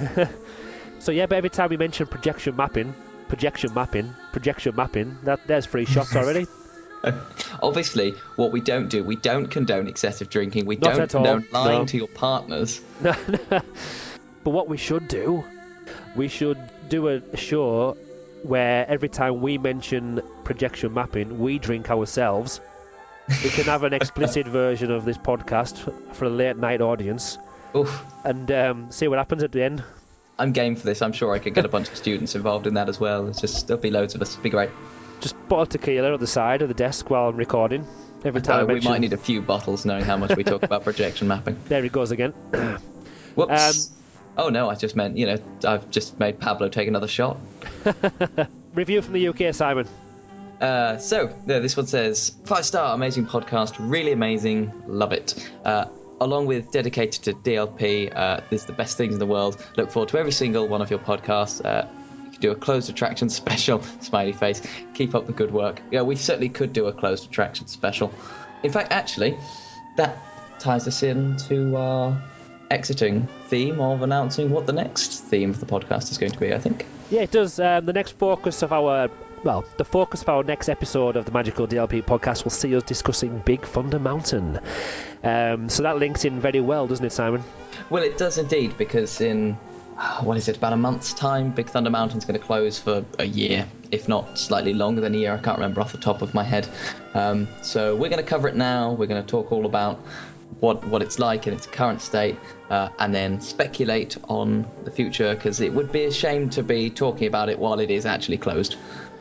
Mind you, most people will probably be listening to it while it's closed, but it just means that we'll get to do it again after refurbishment, and we know what's actually happened. Yeah, but that's the thing. We've had some little bits from the Experience Enhancement Plan publication that Disney did, so we know what some of the changes are going to be. And we can look at what happened to the version in America as well, where they updated it already. So it could be that we take in some elements from there. It could be that we do something completely different. But taking it, doing the podcast about Big Thunder Mountain now, like I said, before it closes. Hopefully we get it out before it closes. People can use it as a way of reminiscing to what the attraction was like while it's closed. And like I say, once it's open, in a year's time, we can revisit the attraction. Something I'd like to do with Space Mountain as well, once they've done the second phase of the refurb. Well, we're adding to the list, actually. I think we're going to need to do the original Star Tours before the final original Star Tours closes in, I think it's early 2016. Yep. If you've actually got any opinion on what you would like us to cover on our podcast, email us, podcast@magicaldlp.co.uk, tweet us @magicaldlp, or you can Facebook us, facebook.com/magicaldlp. Yeah, we want your opinions on Big Thunder Mountain. What do you like about it? What don't you like about it? What would you like to see in the refurbishment? Yeah, have you got any memories from when the park first opened? Have you been on it when it's broken down many a time? It's been broken down recently. Have you got any stories? Have you worked on it as a cast member? Do you know somebody that's worked on the attraction as a cast member? Get in touch. Again, the email address is podcast@magicaldlp.co.uk. Don't forget to leave us a review on iTunes. Have you got anything else to say, Simon, before we sign off for this mega long episode of the Magical DLP podcast? Yeah, well, we say mega long. I mean, we always manage to talk for 2 hours somehow, don't we? I don't know how we do it. I suppose, again, we need to apologise for taking so long to do this one. I need to apologise for condoning bad drinking behaviour as well. But, what can you do? And I will look forward to getting round, hopefully very soon, to talking about Big Thunder Mountain. Good. We'll see you then. Have a good evening, even though you probably listen to this in the morning on the way to work. But anyway, have a good day at work. Have a good day, whatever you're doing. Have a good night, whatever you're doing. Have a good Christmas if you're listening to this at Christmas, and have a good Easter. Hanukkah, and a good Easter, and Merry Summer. Enjoy your holiday. Have we covered all bases there? Congratulations on your GCSE results. Congratulations on your retirement. Congratulations on what else is there? Your birthday, anniversary. That'll do. This is good. We're a very friendly podcast, aren't we? Goodbye. For every occasion. Goodbye. Thank you. See you. Bye bye.